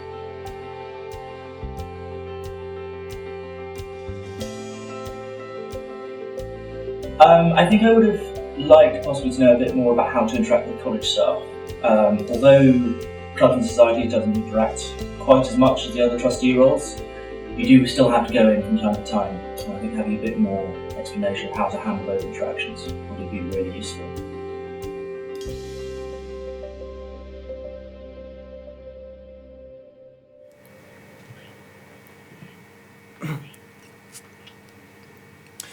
There are 3 candidates running for Deputy President, Clubs and Societies. One of them, Jonathan Jen, is unable to join us as he's been playing at the hockey varsity. He has, however, provided a brief statement. He says, I'm sorry I couldn't be here tonight. I'm busy winning hockey varsity. As DPCS, I would concentrate on making the lives of those in charge of clubs less stressful by keeping them updated with information they need when they need it, such as the important deadlines or relevant union regulations. If you'd like to hear more, then please watch my campaign video at votejz.com. It's pretty magical. The candidates that we do have tonight are James Cox and Ju Yu. So if you'd like to introduce yourselves, starting with James. Hi, I'm James. I'm a final year geologist. I was the Vice President of the Royal School of Mines Union for Clubs and Societies, where I sat on the Clubs and Societies Board of Imperial, and I also oversaw the sports teams and departmental societies of RSM. If elected DPCS, I would like to increase funding for all clubs. I believe that clubs are a great way of making friends and getting away from the stresses of university life. Thank you very much. And Ju? So hi, my name is Ju Yu. I'm a fourth year medical student, and I'm running for DPCS because I believe I have the passion and the experience of starting up a new society, of running ICSM Connect as chair, as well as starting up and successfully running the volunteer dinner. I would like to introduce a sabbatical officer to Charing Cross campus once a week because I know a lot of students live around the Hammersmith area, and I would also like to provide sponsorship training because that's what I felt was lacking when I was starting up a new society. So vote for Ju, and so that we can make good things happen. Okay, thank you very much. So now some questions. Firstly, how would you improve the experience of club volunteers, including management group volunteers? I'm going to ask Ju first. So I think a lot of the things are to do with preparation. So I think the DPCS will need to constantly maintain an open communication, and that's doing things early. So for something like the Freshers' Fair, I would really like to get into contact with the 340 plus chairs as early as possible and get to know them as personally as I can. Okay, and how would you improve the experience of volunteers? I think the improvement of experience comes from the results that they see and the freshers that they engage with at the start of the year. I think it's really important beforehand to get the management groups to let us know how they want to do their Freshers' Fair. I know that the Royal School of Mines this year were split up when we're usually together in the Upper Derby Court, and we really felt a hit this year with the number of freshers that we engage with. So I believe that's an issue I'd like to sort out by discussing with them what they'd like to do beforehand. Okay, thank you. Do you think that existing clubs should have to meet the same membership requirements as new clubs? So I'll ask James first. No, I don't think so.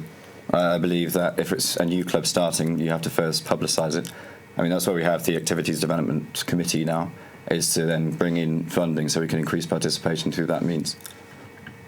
Okay, and Ju, do you think that they should have to have the same requirements? So, from my experience of starting up a new society, I know that it's really difficult to start up any society, and when you only have a few members who are really passionate about what they're doing, you want to make it as easy as possible for them. And so the answer to that is no. A lot of the requirements, like how many members you get, it's not feasible for a new society, and I think that a new society should have everything as easily laid out as possible because they're doing something innovative and they're pouring a lot of energy and time into it. So yeah, we need to support them as much as possible. Okay. How would you support club officers on other campuses such as Silwood? Ooh, that's a tough question.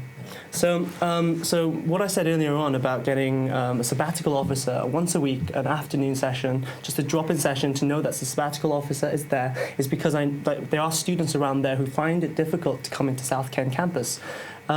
So if there is a demand for more students at Silwood campus who want a sabbatical officer there, then that's something that I 100% support and think someone should really consider and go there. Okay. I think looking up to 350 clubs, getting out to Silwood for a drop-in session will be very difficult. I know that the SABs get an incredible amount of emails that they find it difficult to reply to. So I'd like to say that I'd set aside some time each day to either respond to emails or be there for people from Silwood campus so that they know I'll be able to respond to what they have to say. Okay, thank you very much. So a little bit closer to South Kent campus, 40% of the business school students are members of a club, society or project, but only 2% choose to be an officer. How would you go about addressing their needs? So I'll start with James this time. It's a tough question. It is, it's a tough question. Yeah, I promise you they're going to be easy questions, but they're not, are they? Sorry. No. So when you say business school, they're doing a 3-year degree rather than just a 1-year MBA. I'd imagine it's mainly PGTs, postgraduate taught students. That makes up the majority of students. Okay, so it's for longer than 1 year? Quite often just 1 year as a master's. No, I think if they're coming as masters, then how would they join a committee and get involved in running that society? Good point. Is there any way that you think the system should change, that such elections are held different times, maybe, or any way that they could I think if they're coming for a year to do something like a postgraduate taught business module, I think if they want to come to a club and society, they'd much rather enjoy it from a perspective of getting away from the work they have to do, rather than having to try and run that as well. Okay, Drew?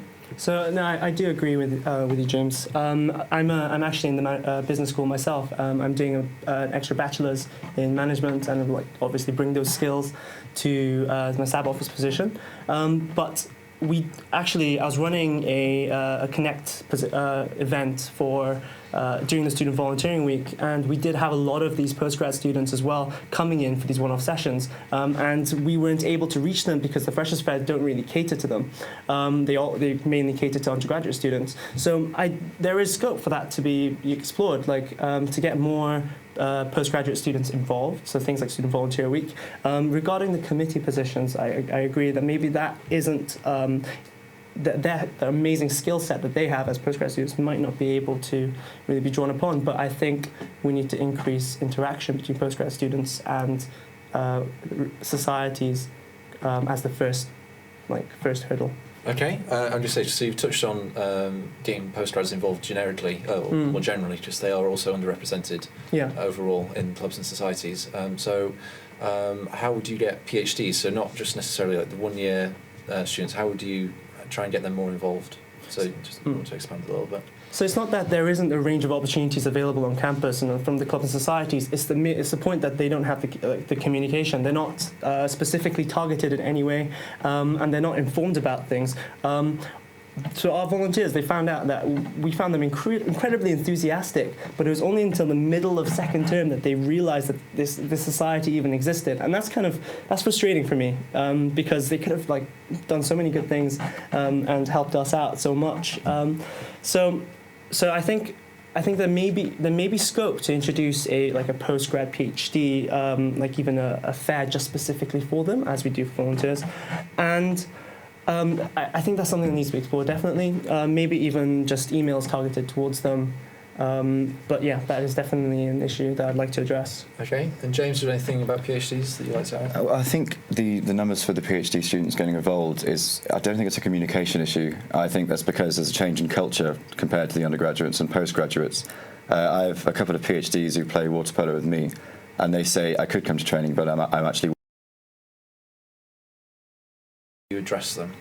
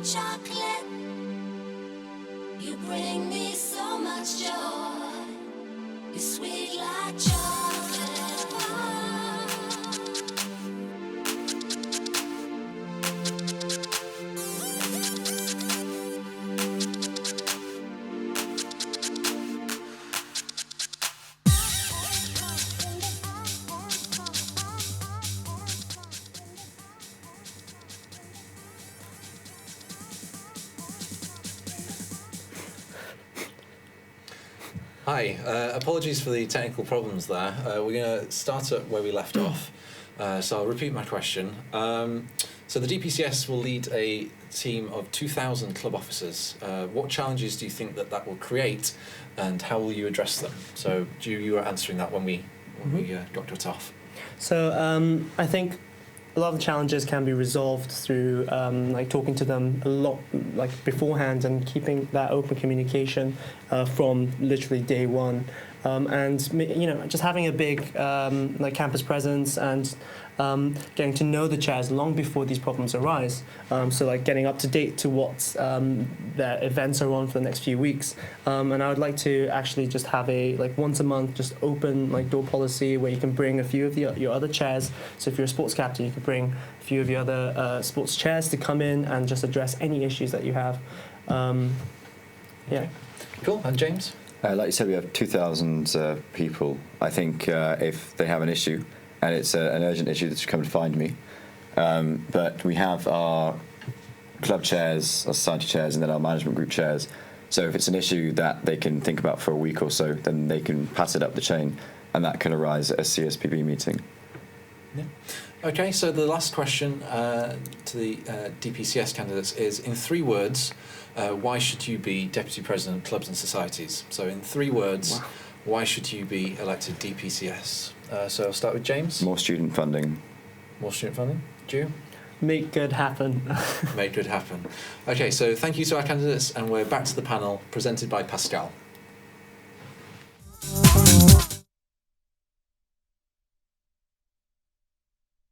Right, so we're back in again. Cool, that was very interesting. So, welcome back. So I'm going to ask you a question now. What do you think is one of the main features of a DPCS?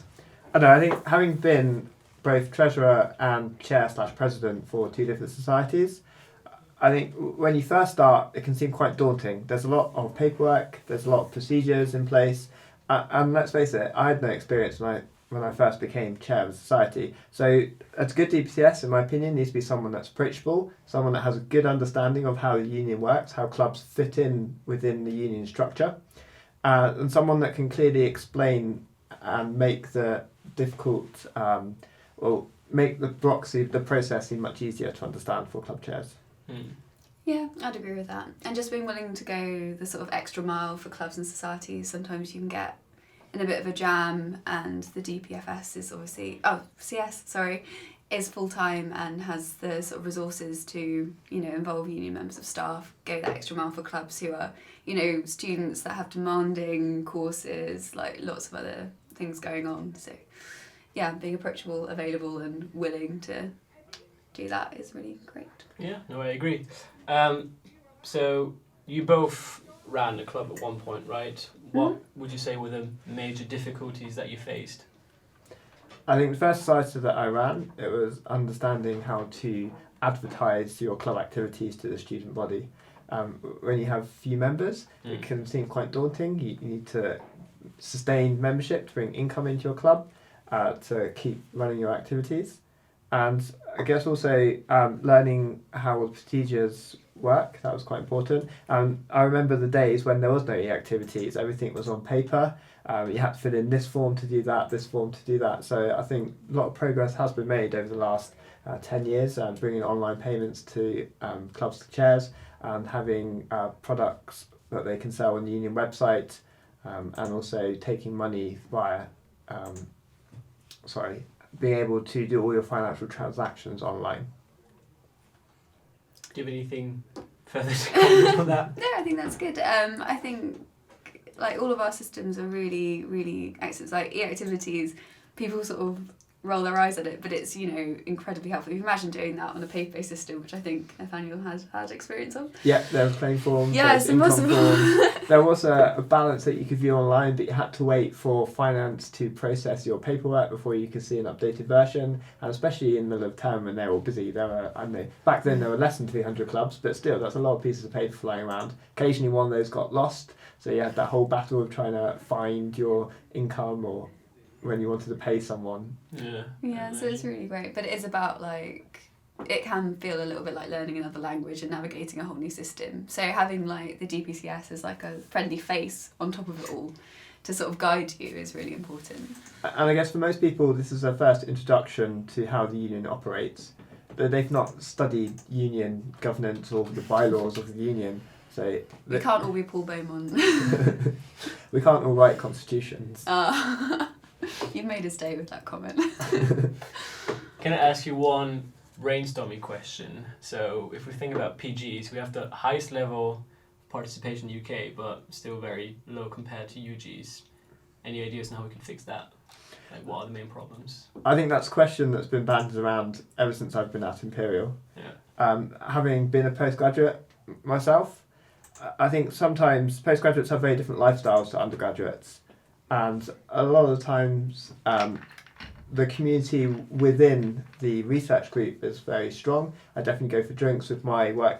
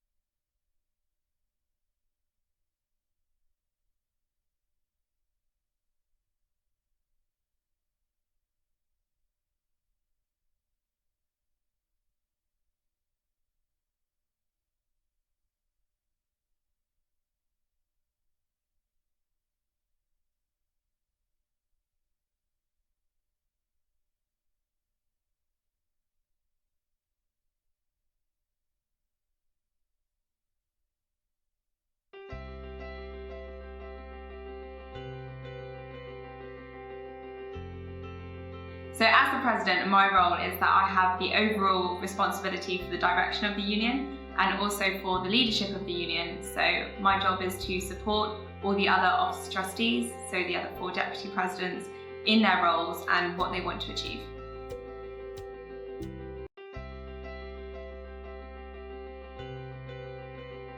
The best bit of being union president is definitely working with the people that I do, whether it's in the union or the college, or whether it's students as well. They're just absolutely fantastic people and they are so passionate about what they do. I really enjoy working with them. And also it's achieving the things that I've been able to do. I came in, set out some objectives and also picked up a few along the way, and it's being able to make a real difference in the decisions that I've made.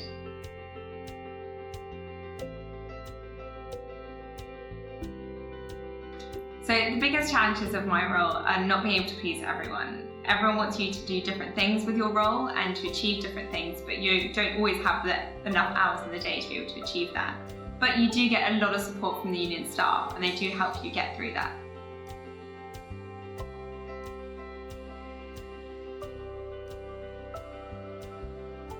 So any advice that I would give to the person who will be my successor is to really learn to manage your time well. You're going to be in a lot of meetings and doing a lot of different things, such as carrying out your objectives and speaking to students. So it's really important that you learn that skill of time management.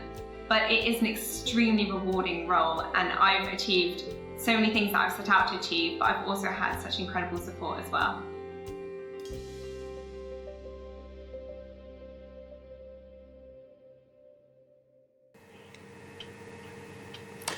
Apologies again for the drop in the feed. We're back now with the candidates for the role of president.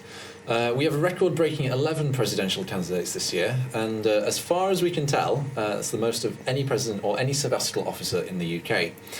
So we've had to split them into two panels. Our first 5 candidates are Kat, Levy, Eddie, Naz, and John. Nas, sorry, and John. So if you'd like to introduce yourselves, you've got 30 seconds. Hi, I'm Kat Sturtard. The reason I'm going for this position is because I want to see real change.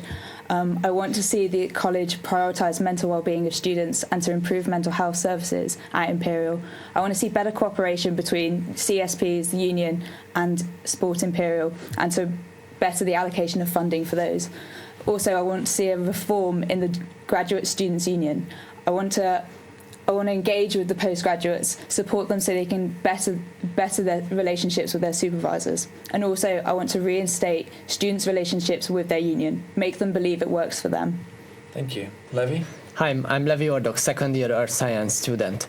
In my PDF, I address the issue of house hunting so that we could solve it by gaining help from the Mayor of London. I plan it to do in the following ways.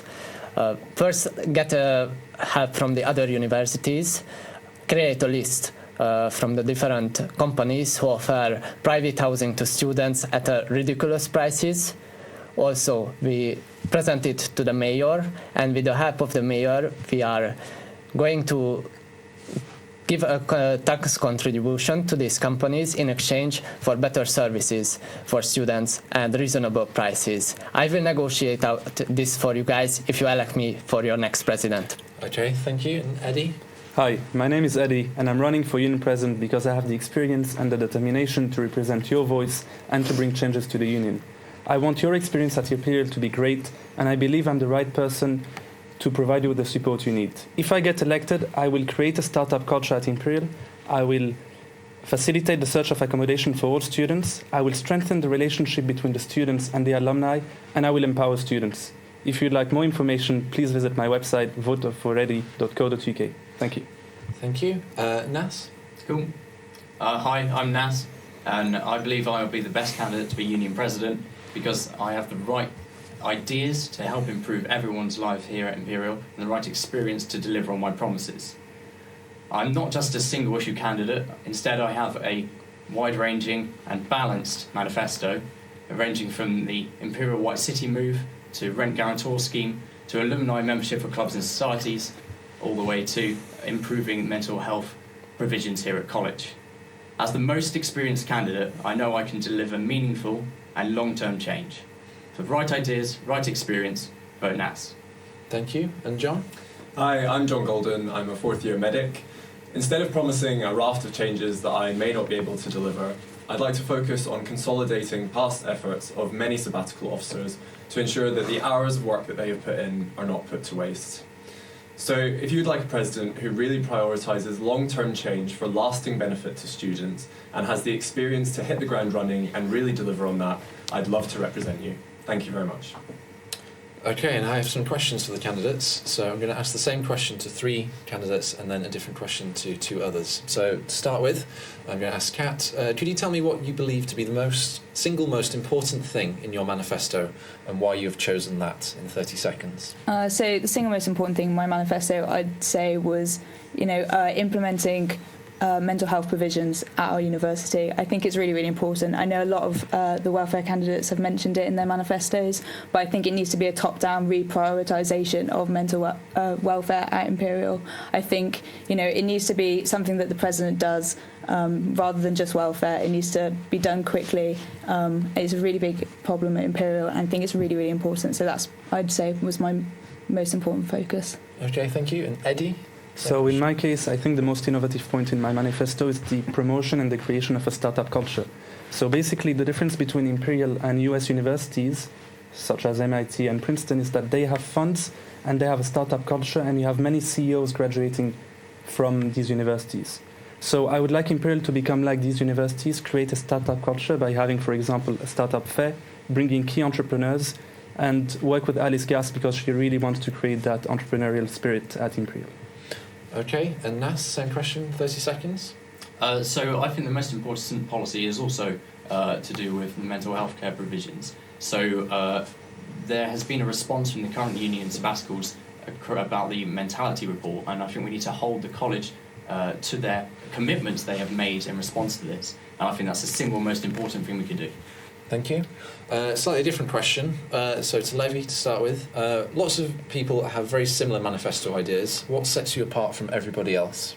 What sets me apart is that I'm addressing every issues here at Imperial, not just welfare, not just the financing of different societies, but also welfare and also academic representation. If you check out my manifesto and if you check out my video, you are able to get a really thorough picture of myself, what I'm representing, what I'm believing in. Okay, thank you. And John, the same question? So I think what sets me apart is a very realistic expectation of what can be achieved in a single year, and a commitment to making no promises that I'm not going to be able to keep. I think there are some very serious problems at this university, in line with we've all said.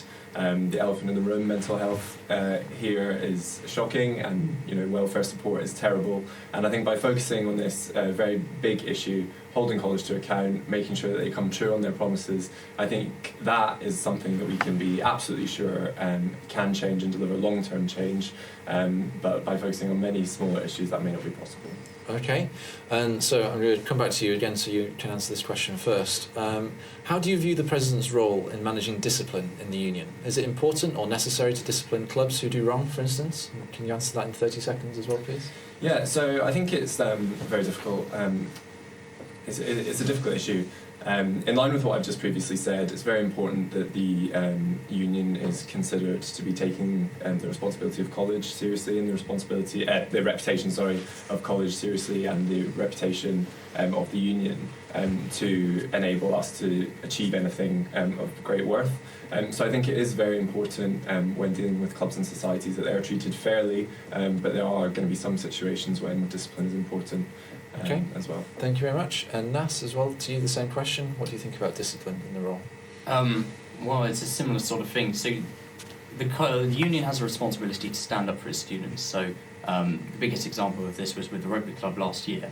And what the union did, which was bang on, was that they represented the rugby players to the police and made sure that they weren't just hung out to dry. So in this situation, we internalised the problem and were able to deal with it, and I think that's exactly the right call, and it was the right thing to do to keep the reputation of the college. Okay, and to Kat, the same question. How do you view discipline in the role? Yeah, I mean, we have the responsibility to uphold a reputation of Imperial. If people are sort of, behaviour is out of line, it should be called up upon. There should be a disciplinary meeting.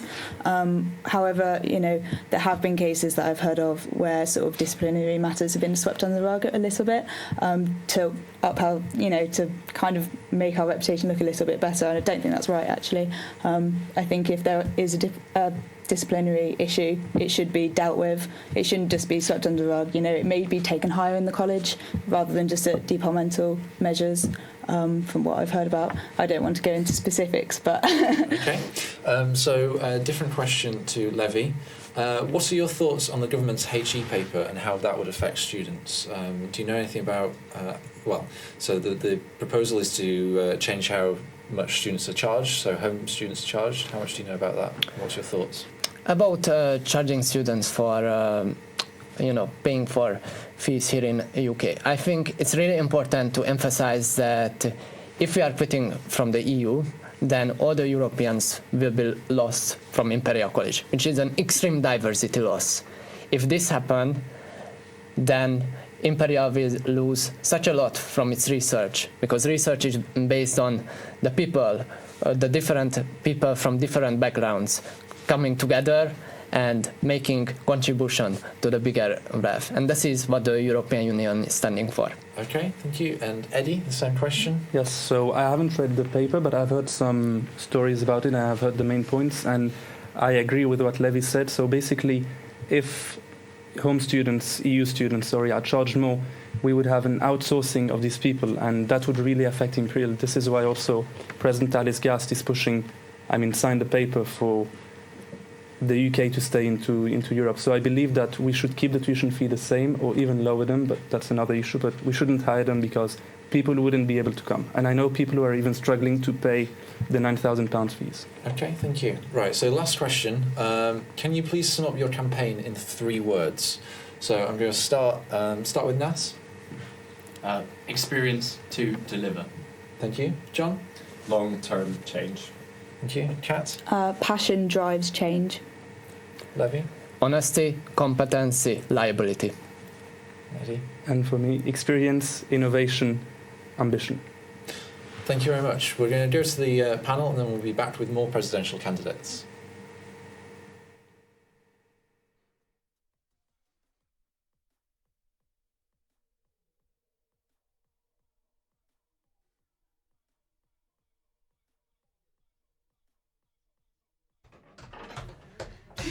Can you hear us now? Okay, perfect. And we're back on. So this isn't our day job.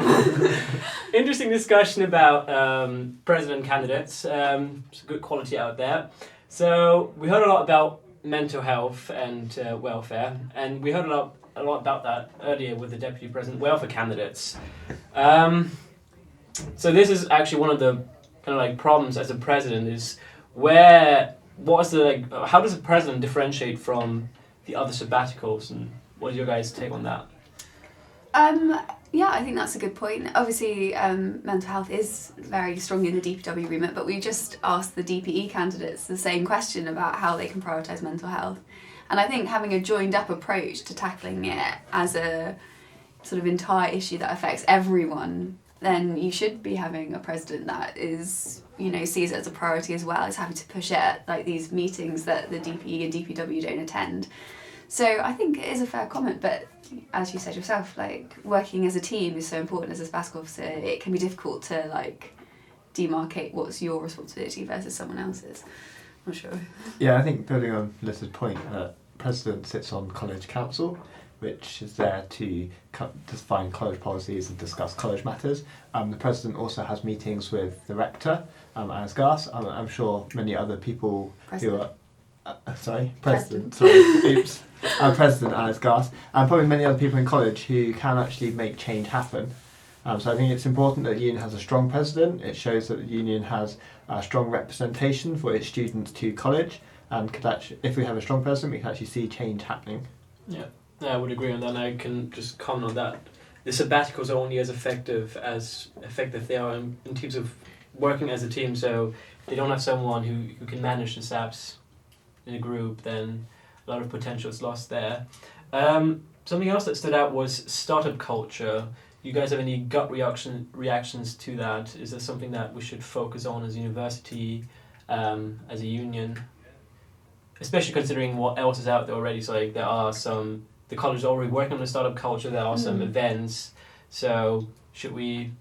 I think it's a really good idea. I think in general the government seems to be supporting small medium enterprise.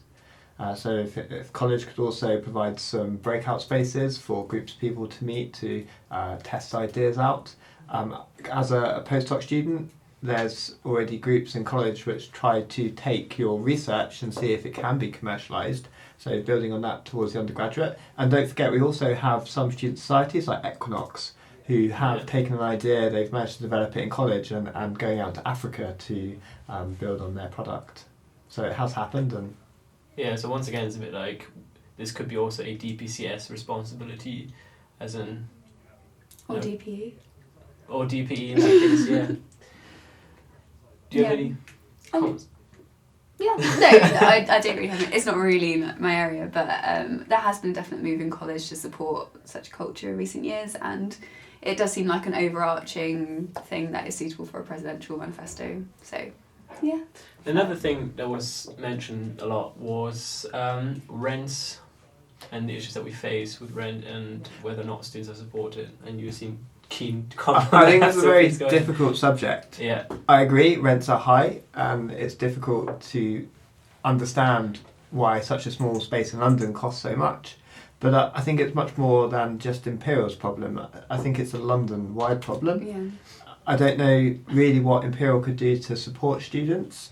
whether Imperial has enough resources to be able to support students. So I think there's some huge questions around this that really need to be answered first. Yeah.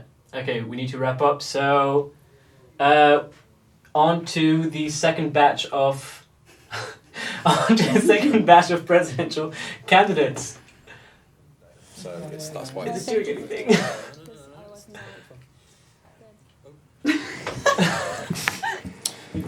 Okay, we're back with the second set of presidential candidates. So this time we have Yulia, Ivan, Melody and Patrick. So if you'd like to please introduce yourselves, starting with Yulia. Okay. Hi, my name is Yulia. I want to be a next union president. I believe that our union should become a lot more efficient. It's unacceptable for our volunteers to be spending so much time dealing with e-activities and waiting so much time for responses from the union. The mental health situation at our university is appalling. I will provide you with more welfare events and awareness, such as stress management workshops aimed at your department.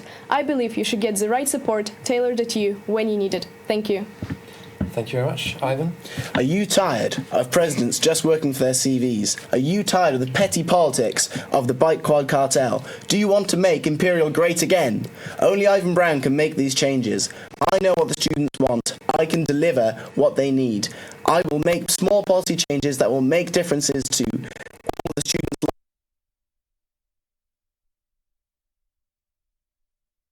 Melody, and I want you to vote for me as your union president because I want to make sure your union college works for you. I want to make your time at Imperial College to be as valuable as possible, and I believe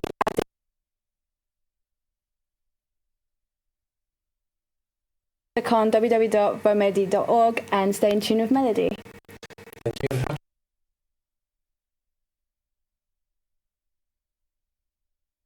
Common property of the students, and instead of property of CV padding careerists who waste £7 million a year.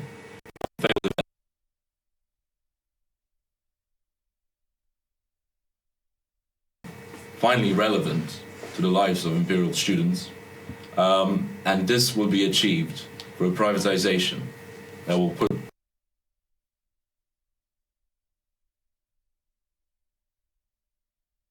each student will receive a share in the union for the duration of the studies, and each student will receive at the end of each year dividends.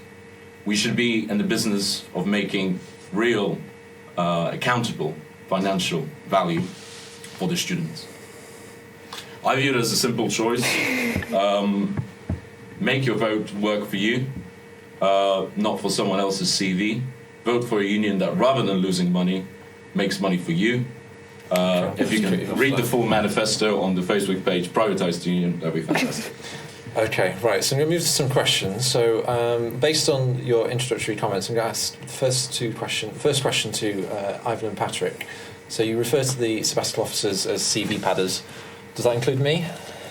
Well, as far as I can tell, most people go into the union with good intentions. However, most people also go into the union with a lot of experience of trying to get good things on their CV. It can be difficult when you're trying to impress people who have a lot of power to actually fully oppose very difficult and very hard proposals. What someone who has slightly less regard for authority can do is they can say no to these big decisions that will affect students' lives. I do not doubt that they mean well, but I do think that sometimes this plays a detrimental role to big decisions. So what role do you think the union president has? If the union president was to say no to a big decision that college made, what do you think college would turn around and do?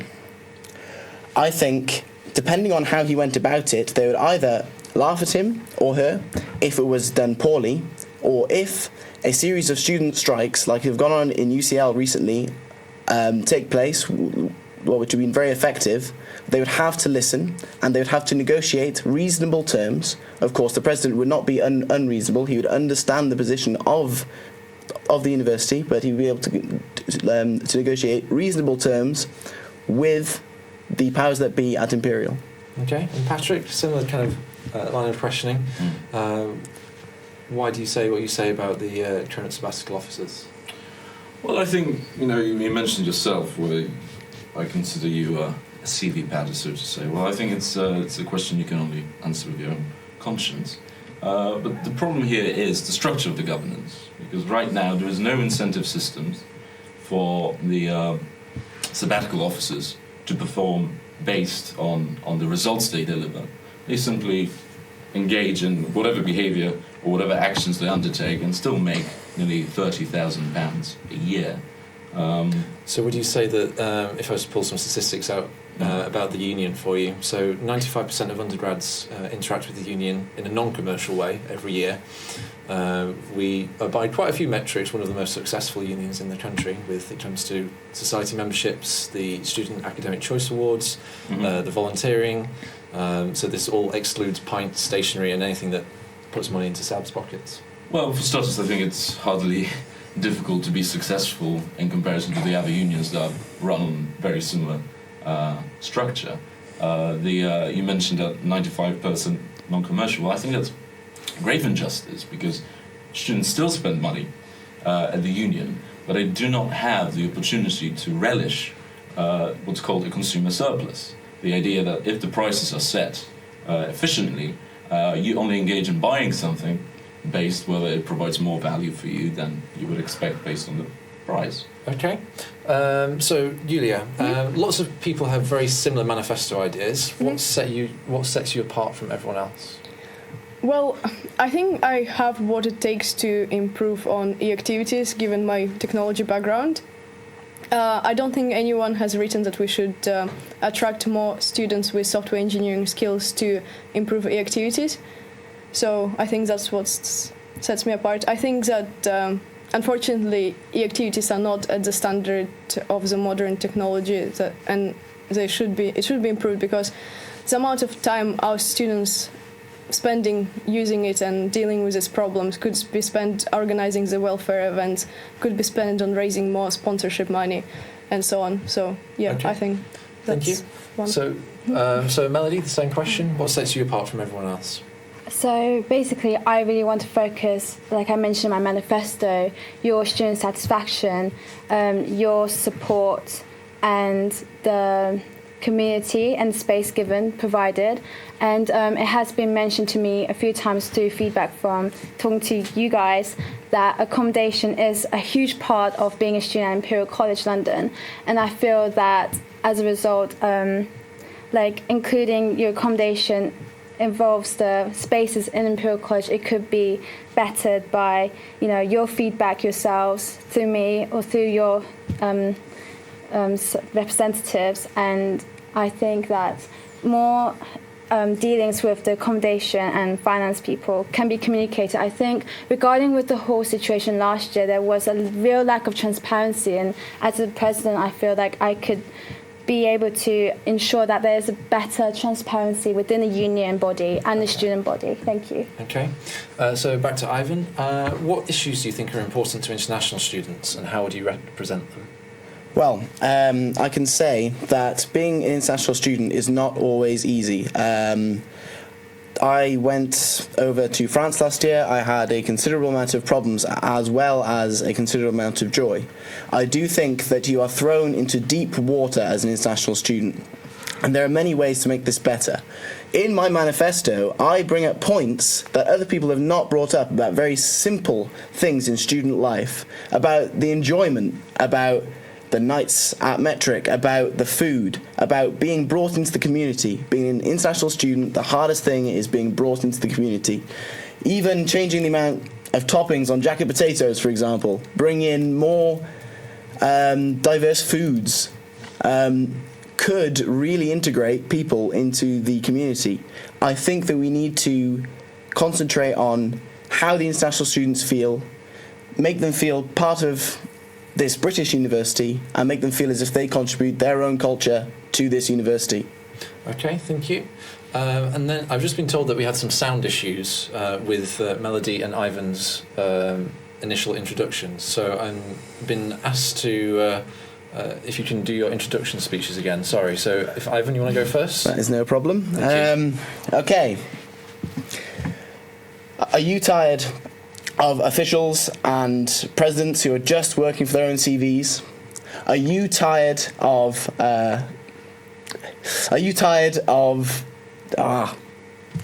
Do you want to make Imperial great again? Well, if you do, please vote for Ivan Brown. I am the only candidate who can make change here. Okay, thank you. And Melody? Hi, my name is Melody Ball, and I want you to vote for me as your union president because I want to make sure your union college gives you the support that you need and that you feel fully represented. I want to ensure that your time at your university is made as valuable as possible. And to ensure this, I want to focus on 3 main areas: your community and the space in which you live in, your individual satisfaction, and the full your support and fully representation from the union and transparency between the different faculties and buildings. Thank you for listening and stay in tune with Melody. Okay, thank you. So I'm just going to ask you the final question, and that is to sum up your campaign in 3 words. So I'll start with Patrick. Well, it's simple. Prioritise the union. Okay, thank you. Melody? Student, support, community. Thank you. Ivan? Make Imperial great. Julia? Welfare, efficiency, students. Thank you very much. So we're going back over to the pundit panel. Oh, no. Hello! We're back again. I've taken over as president. Not president. As chair, because we're just rotating now. That's something that we're doing.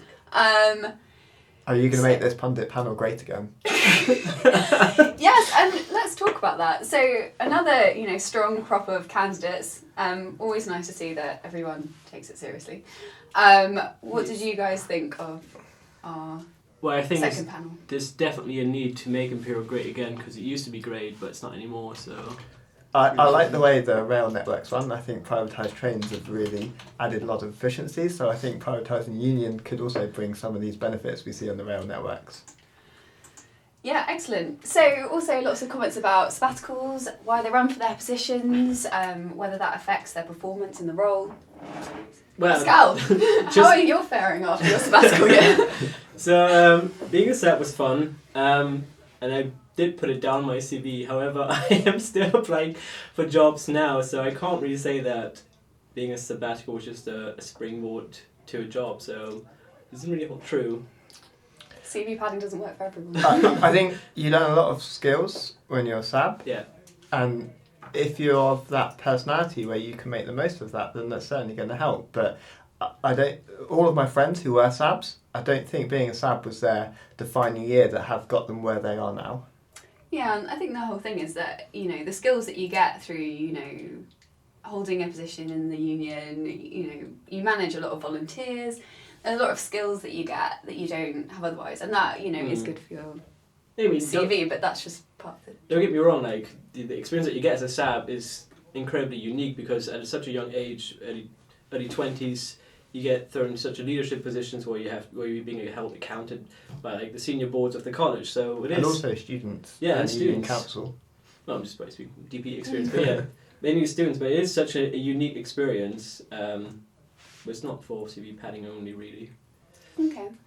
And so one of the issues that was brought up was e-activities and how we can optimise that and maybe getting students involved in the development of e-activities. Thoughts? Opinions? I think, well, when activities was being designed, lots of the clubs were consulted on what they wanted, and there was definitely a big to-do list. I think it's very difficult for any large IT infrastructure project. So, and especially from a role of the president isn't themselves going to be rewriting e-activities. They would need to oversee it, they would need to find students. But although I'm definitely encouraged further development of technology within the union, I think that's only a good thing. Okay, so really interesting evening, I think we'll all agree. Fun. Lots of, really strong themes and priorities coming out in our candidates. A lot of talk about mental health, mental well-being and postgraduate involvement in the union as well as clubs and societies. I think that's all for us and we can hand back to the studio now. Thanks for... everyone.